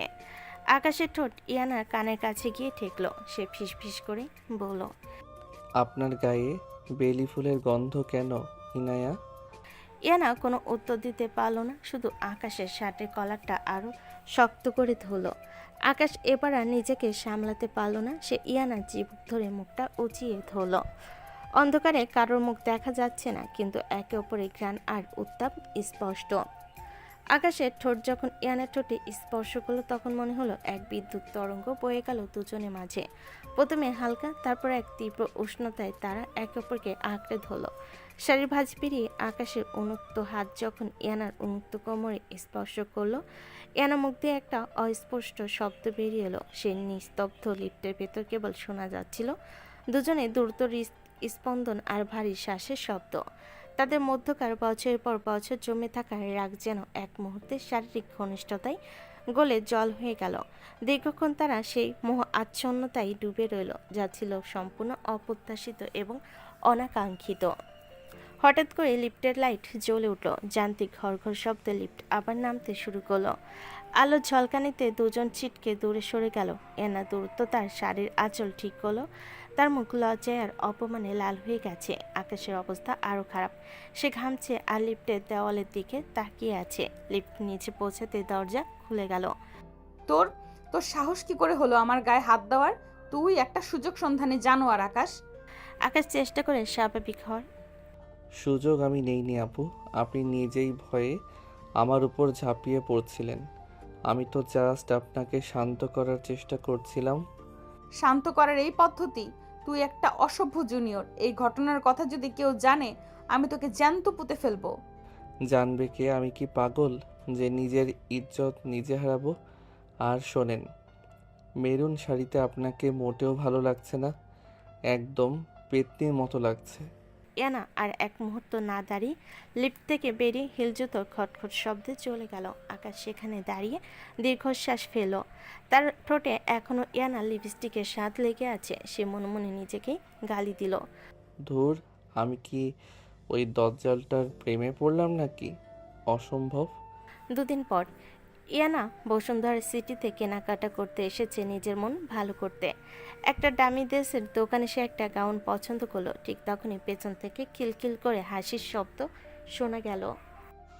OMG আকাশ, দেখো এই আন্টিটা তো আমার পছন্দ করা ড্রেসটা ধরছে।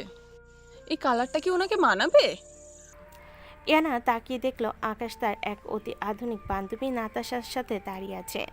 নাতাশা ছোট টপস আর জিন্স পরা, চুলে লাল হাইলাইট। আরে না নাতাশা, এই ড্রেসটা তোমার মতো স্লিম আর কিউট কারোর জন্য। ইনায়া আপু তো এটা পরলে ট্রেনের ইঞ্জিন মনে হবে। আপু, আপনি বরং পাশের দোকানে গিয়ে কোনো ঢিলেঢালা ম্যাক্সি দেখুন। ইয়ানা আগুন দৃষ্টিতে নাশাতার দিকে তাকিয়ে বলে, ই যে নাতাশা নাকি পটাশিয়া, এই ড্রেসটা আমি পছন্দ করেছি।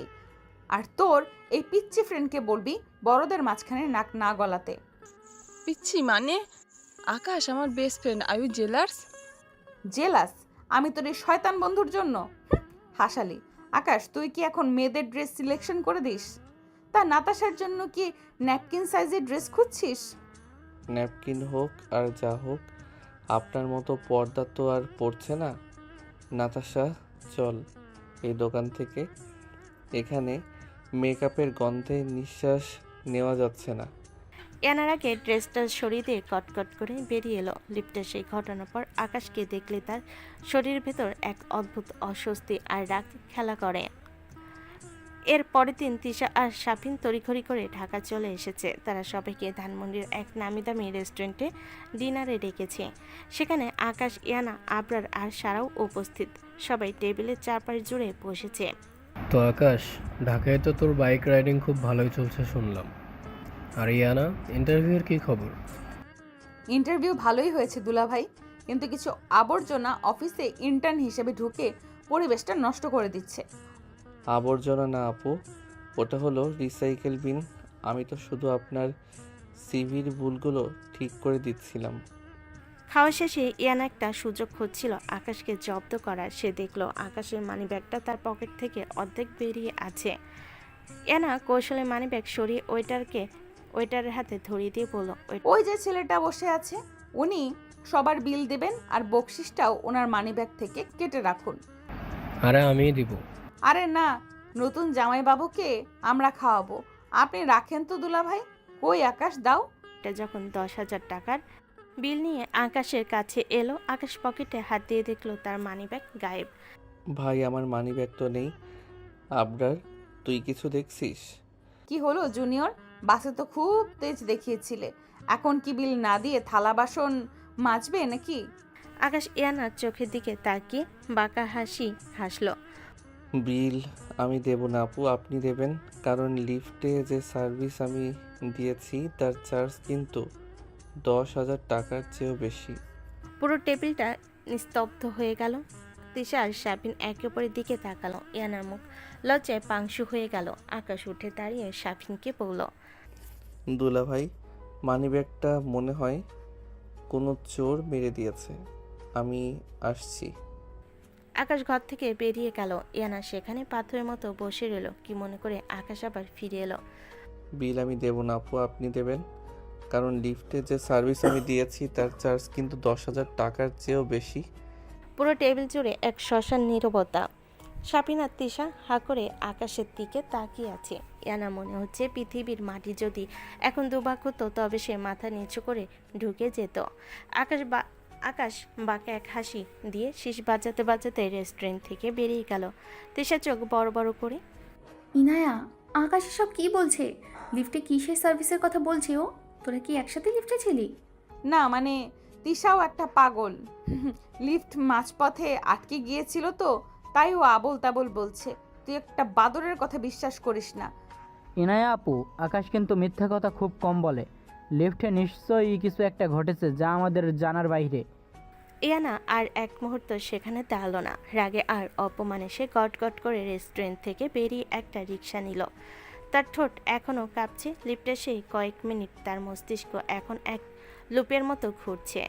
আকাশে সেই তপ্ত নিঃশ্বাস, ওর আঙ্গুলের ছোঁয়া, সব কিছু কি তবে ইয়ানা মনে এক অন্যরকম অনুভূতির জন্ম দিচ্ছে? সে কি তবে এই অসভ্য পিচ্ছিটার প্রেমে পড়েছে? এটা কি হলো? মেয়েটা চলে গেল। আকাশ, এসব কি? আরে আমি বিল দিলেই তো সব মিটে যেত। সপ্তাহখানেক পর ঢাকা শহরের অঝোরধারায় বৃষ্টি নামছে। ইয়ানা আজ সেই কোম্পানিতে জয়েন করেছে যেখানে আকাশ ইন্টারভিউটা তার বাবাই ম্যানেজ করে দিয়েছে। শেষমেশ অফিস থেকে ফেরার পথে ইয়ানা দেখলো তার ড্রাইভার এখনও আসেনি। সে অফিসের নিচে শেডের নিচে দাঁড়িয়ে আছে। ঠিক তখনই কালো বাইক নিয়ে আকাশ তার সামনে এসে ব্রেক কষল। কিরে বুড়ি আপু, বৃষ্টিতে ভিজে কি এখন স্ট্যাচু অফ লিবার্টি হওয়ার শখ হয়েছে? ড্রাইভার তো জ্যামে আটকা, চাইলে লিফট নিতে পারেন। তবে এবার কিন্তু কোমর ধরলে আমি সার্ভিস চার্জ নেব না। তোর বাইকে ওঠার চেয়ে আমি এই ড্রেনের পানিতে ঝাঁপ দেওয়া ভালো মনে করি। যা এখান থেকে। আকাশ চলে যেতে নিয়েও থামলো। সে দেখলো ইয়ানা শীতে কাঁপছে। ইয়ানা মেরুন শাড়িটা বৃষ্টির ছাট লেগে কিছুটা ভিজে গেছে। আকাশ বাইক থেকে নেমে নিজের লেদার জ্যাকেটটা খুলে ইয়ানা কাঁধের উপর ছুড়ে দিল। বেশি তেজ দেখাবেন না, জ্বর এলে কিন্তু আপনার বাবা আমাকেই বকবেন। চুপচাপ জ্যাকেটটা পরে থাকুন। আর হ্যাঁ, আপনাকে এখন শীতে ভেজা বিড়ালের মতো লাগছে। ইয়ানা জ্যাকেটটা ফেরত দিতে চাইল, কিন্তু আকাশের চোখে সেই অদ্ভুত মায়া দেখে সে থেমে গেল। এই প্রথম সে আকাশের চোখে সেই দুষ্টামি দেখতে পেল না। তুই কি সব সময় আমার সাথে এরকম খারাপ ব্যবহারই করবি? মাঝে মাঝে কি একটু ভদ্র হতে পারিস না? আকাশ ইয়ানার খুব কাছে গিয়ে বলে, ভদ্রতা তো তাদের জন্য যাদের সাথে আমার কোনো লেনদেন নেই। আপনার সাথে তো আমার সারা জীবনের হিসেব নিকেশ বাকি। ইনায়া আপু। আকাশের এই ইয়ানা আপু ডাকটা আজ ইয়ানার কানে কেমন জানি সুরের মতো শোনালো। সে জ্যাকেটটা জড়িয়ে নিয়ে বাইকের পেছনে বসলো। বৃষ্টির ঝাপটায় আকাশ বাইক চালাচ্ছে আর ইয়ানা খুব শব্দপনে আকাশের শার্টের পেছনের অংশটা ধরে আছে। রোমাঞ্চ নয়, কিন্তু এক অজানা প্রশান্তি দুজনের মাঝে কাজ করছে। অফিসে ইয়ানা আর আকাশ এখন একই টিমে কাজ করছে। আকাশ যদিও ইন্টার্ন, কিন্তু তার কাজের আইডিয়াগুলো চমৎকার। একদিন দুপুরে অফিসের ক্যাফেটেরিয়ায় ইয়ানা একাই কফি খাচ্ছিল। নাতাশা তখন আকাশের হাত ধরে সেখানে ঢুকলো। আকাশ দেখো, ওই ওল্ড ফ্যাশন মেয়েটা আজকেও সেই লম্বা শাড়ি পরে এসেছে। ওর কি স্টাইল সেন্স বলে কিছুই নেই। আকাশ দেখলো ইয়ানার মুখটা ভার হয়ে গেল। সে নাতাশার হাতটা ঝটকা দিয়ে সরিয়ে দিল। নাতাশা, শাড়ি হলো বাঙালির আভিজাত্য, আর যাকে তুমি ওল্ড ফ্যাশনড বলছো সে কিন্তু এই অফিসের নতুন প্রজেক্ট লিডার। তার সাথে কথা বলতে হলে একটু কোয়ালিটি লাগে। ইয়ানা অবাক হয়ে আকাশের দিকে তাকালো যে আকাশ তাকে সবসময় অপমান করে, সে আজ নাতাশার সামনে তাকে ডিফেন্ড করলো। ইয়ানা বুকের ভেতর এক পশলা বৃষ্টি হয়ে গেল। সে তার কফির মগটা নিয়ে আকাশের কাছে এগিয়ে এলো। আকাশ, এই ফাইলটা একটু দেখো তো, প্রজেক্টের এই পার্টটা আমার মাথাতেই আসছে না। আকাশ ফাইলটা হাতে নিয়ে ইয়ানার পাশে বসলো। তাদের কাঁধ একে অপরের সাথে ঘষা খাচ্ছে। আকাশ যখন ফাইলের উপর কলম চালাচ্ছে, ইয়ানা অবলোক চেয়ে রইল আকাশের তীক্ষ্ণ চোয়ালের দিকে। আকাশের হাতের ঘড়িটা ইয়ানার খুব পছন্দ। কি হলো? ফাইলের দিকে না তাকিয়ে আমার দিকে তাকিয়ে আছেন কেন? খুব কি হ্যান্ডসাম লাগছে আজ? না মানে, তুই তো সব সময় হনুমানের মতো থাকিস, আজ না হয় একটু ভালো হনুমান লাগছে। আকাশ হাসলো। ইয়ানা খেয়াল করলো আকাশ হাসলে গালে একটা ছোট্ট টোল পড়ে, যা সে আগে কখনো খেয়াল করেনি। দুজনের এই মিষ্টি ঝগড়াটা এখন আর বিষাক্ত লাগছে না, বরং এক অদৃশ্য টানে রূপ নিচ্ছে। পরের দিন অফিসের এক ট্যুরে সবাই মিলে গাজীপুরের এক রিসোর্টে গেছে। বিকেলে বৃষ্টির পর ইয়ানা এক লেকের পাড়ে হাঁটছিল। পিচ্ছিল ঘাসে তার পা পিছলে সে লেকের পাড়ে পড়ে গেল এবং তার পায়ে প্রচণ্ড চোট লাগলো। আকাশ তাকে খুঁজতে খুঁজতে সেখানে এসে হাজির। ইয়ানাকে ব্যথায় কোকড়াতে দেখে সে এক মুহূর্ত সময় নষ্ট না করে ইয়ানাকে পাজাকোলা করে তুলে নিল। আকাশ ছাড়, কেউ দেখে ফেলবে, আমি হাঁটতে পারবো। চুপ করুন দজ্জাল মহিলা, হাঁটতে গিয়ে তো পা ভেঙেছেন, এবার কি কোমরটাও ভাঙবেন? আমি থাকতে আপনি এক পাও নড়বেন না। আকাশ ইয়ানাকে নিয়ে তার রুমে এলো। সে ইয়ানার পায়ে বরফ দিয়ে স্যাক দিচ্ছে। ইয়ানা দেখলো আকাশের কপালে চিন্তার ভাঁজ। সে খুব মন দিয়ে ইয়ানার পায়ের পাতা মালিশ করে দিচ্ছে। আকাশ, তুই কেন আমার জন্য এত করিস? তুই তো আমাকে ঘৃণাই করতি। আকাশ হাত থামিয়ে ইয়ানার চোখের দিকে তাকালো।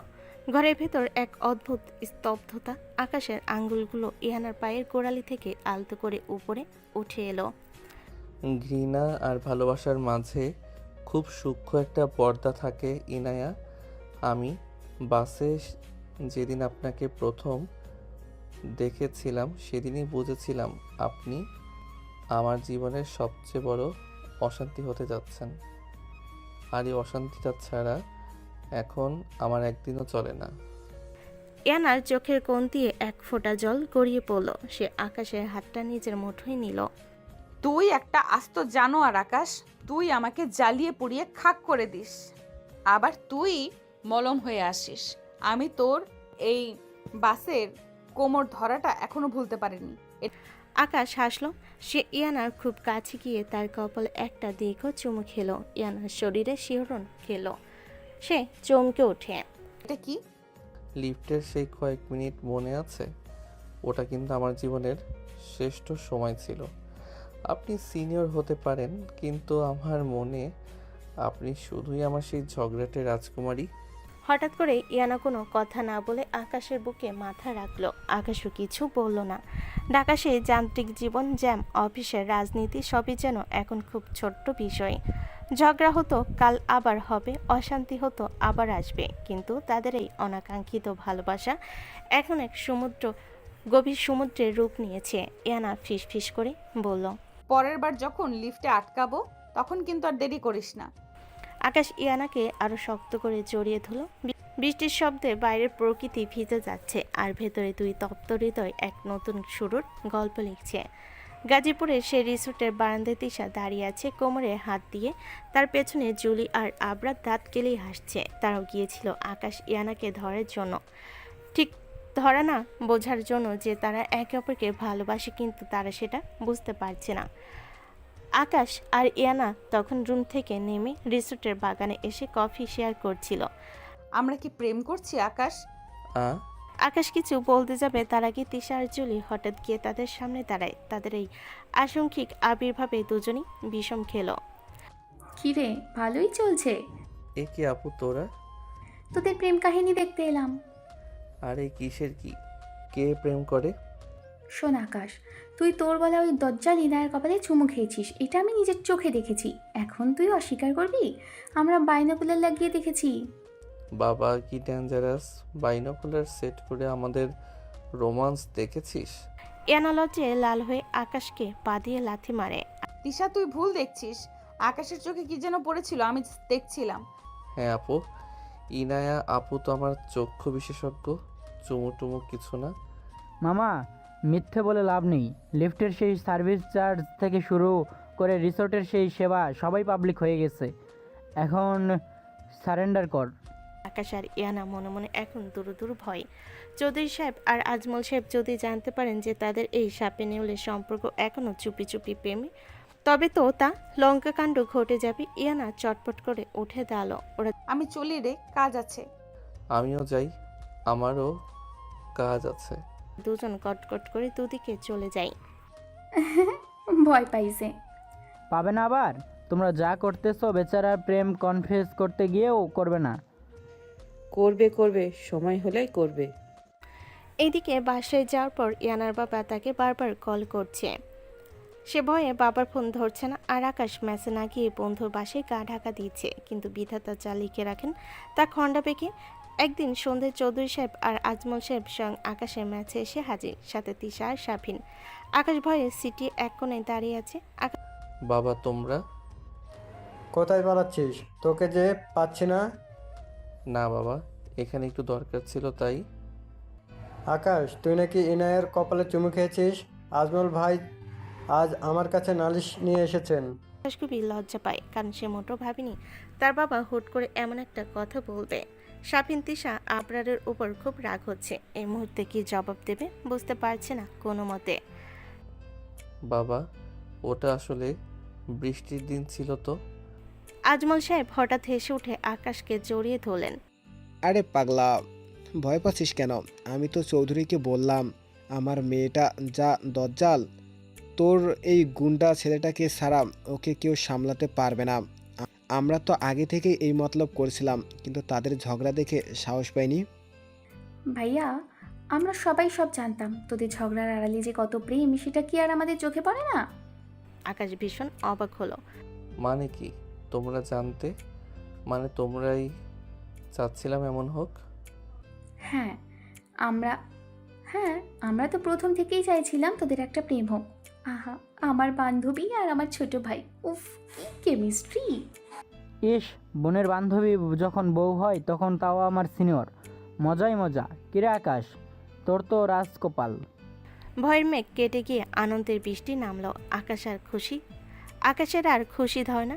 কখন যে কি হলো, কি থেকে কি হচ্ছে সে বুঝতে পারছে না। যে মেয়ে তাকে ঘৃণা করত সে এখন তার বউ হবে। ঠিক হলো আগামী মাসেই আকাশ আর ইয়ানার বিয়ে। ইয়ানা যখন এই খবর শুনলো সে খুশিতে কেঁদে ফেলল। আকাশ তাকে ফোন করে বলল, বুড়ি আপু, এবার কিন্তু চিরস্থায়ীভাবে বাথরুমে আটকে রাখার লাইসেন্স পেয়ে যাচ্ছি। কিছুদিন পর রায়বাড়ি আর আজমল সাহেবের বনানীর ফ্ল্যাট। দুই পরিবার মিলে রাজকীয় আয়োজনে বিয়ের পিড়িতে বসালো আকাশ আর ইয়ানাকে। লাল বেনারসিতে ইয়ানাকে দেখে আজ আর আকাশের মুখে কোনো গালি এলো না। সে অপলক চেয়ে রইল তার দাজ্জাল রানীর দিকে। বিয়ের সব নিয়মকানুন শেষে রাত যখন গভীর, ইয়ানাকে নিয়ে আসা হলো আকাশের সাজানো পাশের ঘরে। চারিদিকে বেলি আর রজনীগন্ধার তীব্র সুবাস। ইয়ানা বিছানার মাঝখানে বসে আছে, তার মাথা নিচু করা। আকাশ দরজা বন্ধ করে ধীরে ধীরে এগিয়ে এলো। তার পরনে সাদা সিল্কের পাঞ্জাবি। আকাশ ইয়ানা খুব কাছে বসে বলে, কি হলো? আজ কি বাসের সেই চর মারার টেস্টটা নেই, নাকি বাসর রাতে ভয় পাচ্ছেন? আকাশ, চুপ করবি? আজ অন্তত ঝগড়া করিস না। ঝগড়া তো অনেক হলো ইনায়া, আজ শুধু অনুভূতির হিসেব হবে। আকাশ ইয়ানার ঘোমটা সরিয়ে তার চিবুকটা আলতো করে উঁচিয়ে ধরল। ইয়ানার চোখে জল আর লজ্জা মিশে এক অদ্ভুত আভা তৈরি হয়েছে। আকাশ নিচু হয়ে ইয়ানার ঠোঁটে নিজের ঠোঁট রাখলো। একেবারে চুমুরটা লিপটে সে ভয়ের তো চুমুর মতো ছিল না, এটা ছিল অধিকার বোধের পরম তৃপ্তির। আকাশের হাত ইয়ানার বেনারসির আঁচল সরিয়ে দিল। ইয়ানার উন্মুক্ত কাঁধ আর পিঠের ওপর আকাশের উষ্ণ আঙ্গুল যখন খেলা করতে লাগলো, ইয়ানার মুখ দিয়ে একটা চাপা আর্তনাদ বেরিয়ে এলো। আকাশ তাকে বিছানায় শুয়ে দিল। ফুলের সুবাস আর দুজনের গায়ে তপ্ত গন্ধ মিলেমিশে বাসর ঘরটা যেন এক অন্য জগতের রূপ নিল। ইয়ানার রেশমি চুলের ভাঁজে আকাশের মুখ ডুবে গেল। সে ইয়ানার কানের লতি কামড়ে ধরে ফিসফিস করল, তুমি শুধু আমার ইনায়া। ইয়ানা আকাশকে আরও শক্ত করে জড়িয়ে ধরল। শাড়ির প্রতিটা ভাঁজ খুলে যাওয়ার সাথে সাথে দুজনের মধ্যকার দূরত্ব ঘুচে গেল। আকাশের পেশিবহুল শরীরের নিচে ইয়ানার নরম দেহটা যেন এক আদিম ছন্দে মাতোয়ারা হয়ে উঠল। তাদের শরীরের প্রতিটা ইঞ্চিতে আজ আগুনের উত্তপ। দীর্ঘক্ষণ ধরে চলা সেই নিবিড় শারীরিক ঘনিষ্ঠতায় তারা একে অপরকে নতুন করে আবিষ্কার করলো। বাসরাতে সেই পূর্ণতা তাদের জীবনে সব তিক্ততা আর ঝগড়াকে এক পরম শান্তিতে রূপ দিল। পরের দিন সকাল, আকাশ সূর্যের আলো জানালা দিয়ে এসে আকাশের চোখে পড়ছে। সে দেখল ইয়ানা তার বুকের ওপর মাথা রেখে গভীর ঘুমে আচ্ছন্ন। আকাশ তার চুলে হাত বুলালো। ইয়ানা চোখ খুলে আকাশকে দেখে মুচকি হাসলো। শোন আকাশ, কালকের সার্ভিসটা কিন্তু মন্দ ছিল না, তবে চাবুকটা কিন্তু আমার হাতেই থাকবে। কি রে, ঘুম থেকে উঠেই দজ্জালপনা শুরু? শোন বুড়ি, এখন থেকে তুই আমার অফিসের কলিগ নয়, আমার সারা জীবনের বস। কিন্তু মনে রাখিস, বসেরও কিন্তু মাঝে মাঝে ছোটদের দরকার হয়। অসভ্য জুনিয়র, যা আমার জন্য চা বানিয়ে নিয়ে আয়। এবার কিন্তু চিনি দিবি, লবণ দিলে খবর আছে। ঢাকার যানজট, বাসে সেই ব্রেক কষা, লিফটের অন্ধকার আর বিয়ের রাজকীয় আসর সবই যেন এক সুতোয় গেঁথে গেল। আকাশ আর ইয়ানার এই গল্পের ঝগড়া হয়তো থামবে না, কারণ ঝগড়াই তাদের ভালোবাসার ভাষা। কিন্তু ঝগড়ার আড়ালে এখন আছে এক গভীর অধিকার আর বিশ্বাস। রায়বাড়ির সেই গুন্ডা আর বনানী সেই দাজ্জাল মেয়েটি এখন একে অপরের পরম আশ্রয়। শোন আকাশ, কালকের সার্ভিসটা কিন্তু মন্দ ছিল না, তবে চাবুকটা কিন্তু আমার হাতেই থাকবে। আকাশের বুকের উপর শুয়ে থেকে আলতো করে ওর চিবুক টেনে ইয়ানা যখন কথাটি বলল, আকাশের মুখে তখন এক বিজয়ীর হাসি। জানালা দিয়ে আসা সকালের নরম রোদ ইয়ানার ভেজা চুলে আর পরে এক অদ্ভুত মায়া তৈরি করছে। আকাশ ইয়ানার কোমর জড়িয়ে ধরে নিজের আরও কাছে টেনে নিল। বছর শখ মেটাবো, আগে চাটা খেয়ে নাও। তবে মনে রেখো ইনায়া, কালকে রাতটা শুধু ট্রেলার ছিল, পুরো সিনেমা তো এখনো বাকি। বিয়ের এক সপ্তাহ পর তিশার সাফিনে চোরাচুরিতে এবং দুই পরিবারের সম্মতিতে আকাশ আর ইয়ানা গেল মধু চন্দ্রিমাই। গন্তব্য ছিল সাজেক ভ্যালি, পাহাড়ের চূড়ায় মেঘের রাজ্যে নিজেদের প্রথম একান্ত সময় কাটানো। বাসে সেই প্রথম দেখার তিক্ত স্মৃতি আর এখনকার সেই মধুর সম্পর্কের কথা ভেবে দুজনেই মনে মনে হাসছে। সাজেকের এক নির্জন রিসোর্ট, যেখান থেকে নিচে পাহাড়ের খাজে মেঘের আনাগোনা দেখা যায়। রাত তখন গভীর, বাইরে প্রচণ্ড ঠান্ডা আর কুয়াশা। কটেজের ভেতর লণ্ঠনের হালকা হলুদ আলো এক মায়াবী পরিবেশ তৈরি করেছে। আকাশ জানালার পাশে দাঁড়িয়েছিল। ইয়ানা পেছন থেকে এসে ওকে জড়িয়ে ধরল। ইয়ানা আকাশে পিঠে মুখ ঘষে বলে, কি ভাবছিস রে শয়তান জুনিয়র? মেঘ দেখে কি আবার বাসের সেই ব্রেক কষার কথা মনে পড়ছে? আকাশ ঘুরে ইয়ানাকে নিজের বাহুবন্দি করে। ভাবছি ভাগ্যিস সেদিন বাসে ব্রেক কষেছিল, নইলে এই দজ্জালটাকে আমার পকেটে ভরার সুযোগ আমি কোথায় পেতাম। আকাশে নিবিড় স্পর্শে ইয়ানার শরীরে এক অদ্ভুত শিহরণ বয়ে গেল। সে আকাশের পাঞ্জাবি বোতামগুলো একটা একটা করে খুলতে শুরু করলো। ইয়ানার আঙ্গুলের ডগায় এক অস্থিরতা, যেন আকাশের শরীরটাকে নিজের করে পাওয়ার এক তীব্র তৃষ্ণা। আকাশ ইয়ানার চুলে মুখ ডুবিয়ে দীর্ঘক্ষণ ওর ঘ্রাণ নিল। কুয়াশা আচ্ছন্ন পাহাড়ের বাইরের পৃথিবী যখন স্তব্ধ, কটেজের ভেতরে তখন আগুনের উত্তাপ। আকাশ ইয়ানাকে পাজকলা করে পিছনে নিয়ে এলো। ইয়ানা রেশমি শাড়িটা মেঝেতে লুটোপুটি খাচ্ছে। আকাশের প্রতিটি পরশ ইয়ানার শরীরের আনাচে কানাচে এক আদিম সুর তুলে ধরেছে। সে আকাশের ঘাড় কামড়ে ধরে অস্পষ্ট স্বরে বলে, আকাশ, আমি তোকে ভালোবাসি। আকাশ কোনো উত্তর দিল না, শুধু নিজের গভীর চুমু দিয়ে ইয়ানার কথাগুলো শুষে নিল। সারা রাত ধরে চলা সে নিবিড় শারীরিক আর মানসিক মিলন তাদের দুজনের মধ্যকার শেষ দেওয়ালটুকু ভেঙে দিল। পাহাড়ি বাতাসের শব্দ আর তাদের ভারী নিঃশ্বাসের ধ্বনি মিলেমিশে একাকার হয়ে গেল। ইয়ানা অনুভব করলো আকাশের এই দুষ্টুমিটাই আসলে তার সবচেয়ে প্রিয় আশ্রয়। পরের দিন সকালে মেঘের রাজ্যে যখন সূর্য উঠল, আকাশ আর ইয়ানা তখন বারান্দায় বসে কফি খাচ্ছে। ইয়ানা আকাশের কাঁধে মাথা রেখে নিচের উপত্যকা দেখছে। আকাশ, আমরা যখন ঢাকায় ফিরবো তখন কিন্তু অফিসে তুই আমার জুনিয়রই থাকবি, কোনো সিনিয়রগিরি করবি না। অফিসে জুনিয়র হতে পারি, কিন্তু বিছানায় আর বাসে আমি তোমার হিরো। আর হ্যাঁ, তোমার ওই নোনা চাটা কিন্তু মাঝে মধ্যে মিস করি। কাল সকালে কিন্তু একটা নোনা চা চাই। খবরদার, নোনা চা দিলে কিন্তু এবার লিফটে তোকে একাই আটকে রাখবো। মেঘেদের এই দেশ পাহাড়ের নির্জনতায় আকাশ আর ইয়ানা নিজেদের খুঁজে পেল এক নতুন করে। ঝগড়া হয়তো থামবে না, বাসের সেই খুনসুটি হয়তো অফিসেও চলবে, কিন্তু দিন শেষে তারা একে অপরের হৃদস্পন্দন। ঢাকার জ্যাম, পপি পুপির গসিপার, রায়বাড়ির সেই হৈহুল্লোড় সবই এখন তাদের এই সুন্দর সম্পর্কের সাক্ষী। ভালোবাসা মানে কি শুধু মিষ্টি কথা? আকাশ আর ইয়ানার কাছে ভালোবাসা মানে হলো ঝগড়া শেষে একে অপরের বুকে মাথা রাখা। তাদের এই অদ্ভুত যুদ্ধের গল্প এখানেই শেষ, তবে জীবনের পথে তাদের এই ঝগড়াটির প্রেম চলবে অনন্তকাল।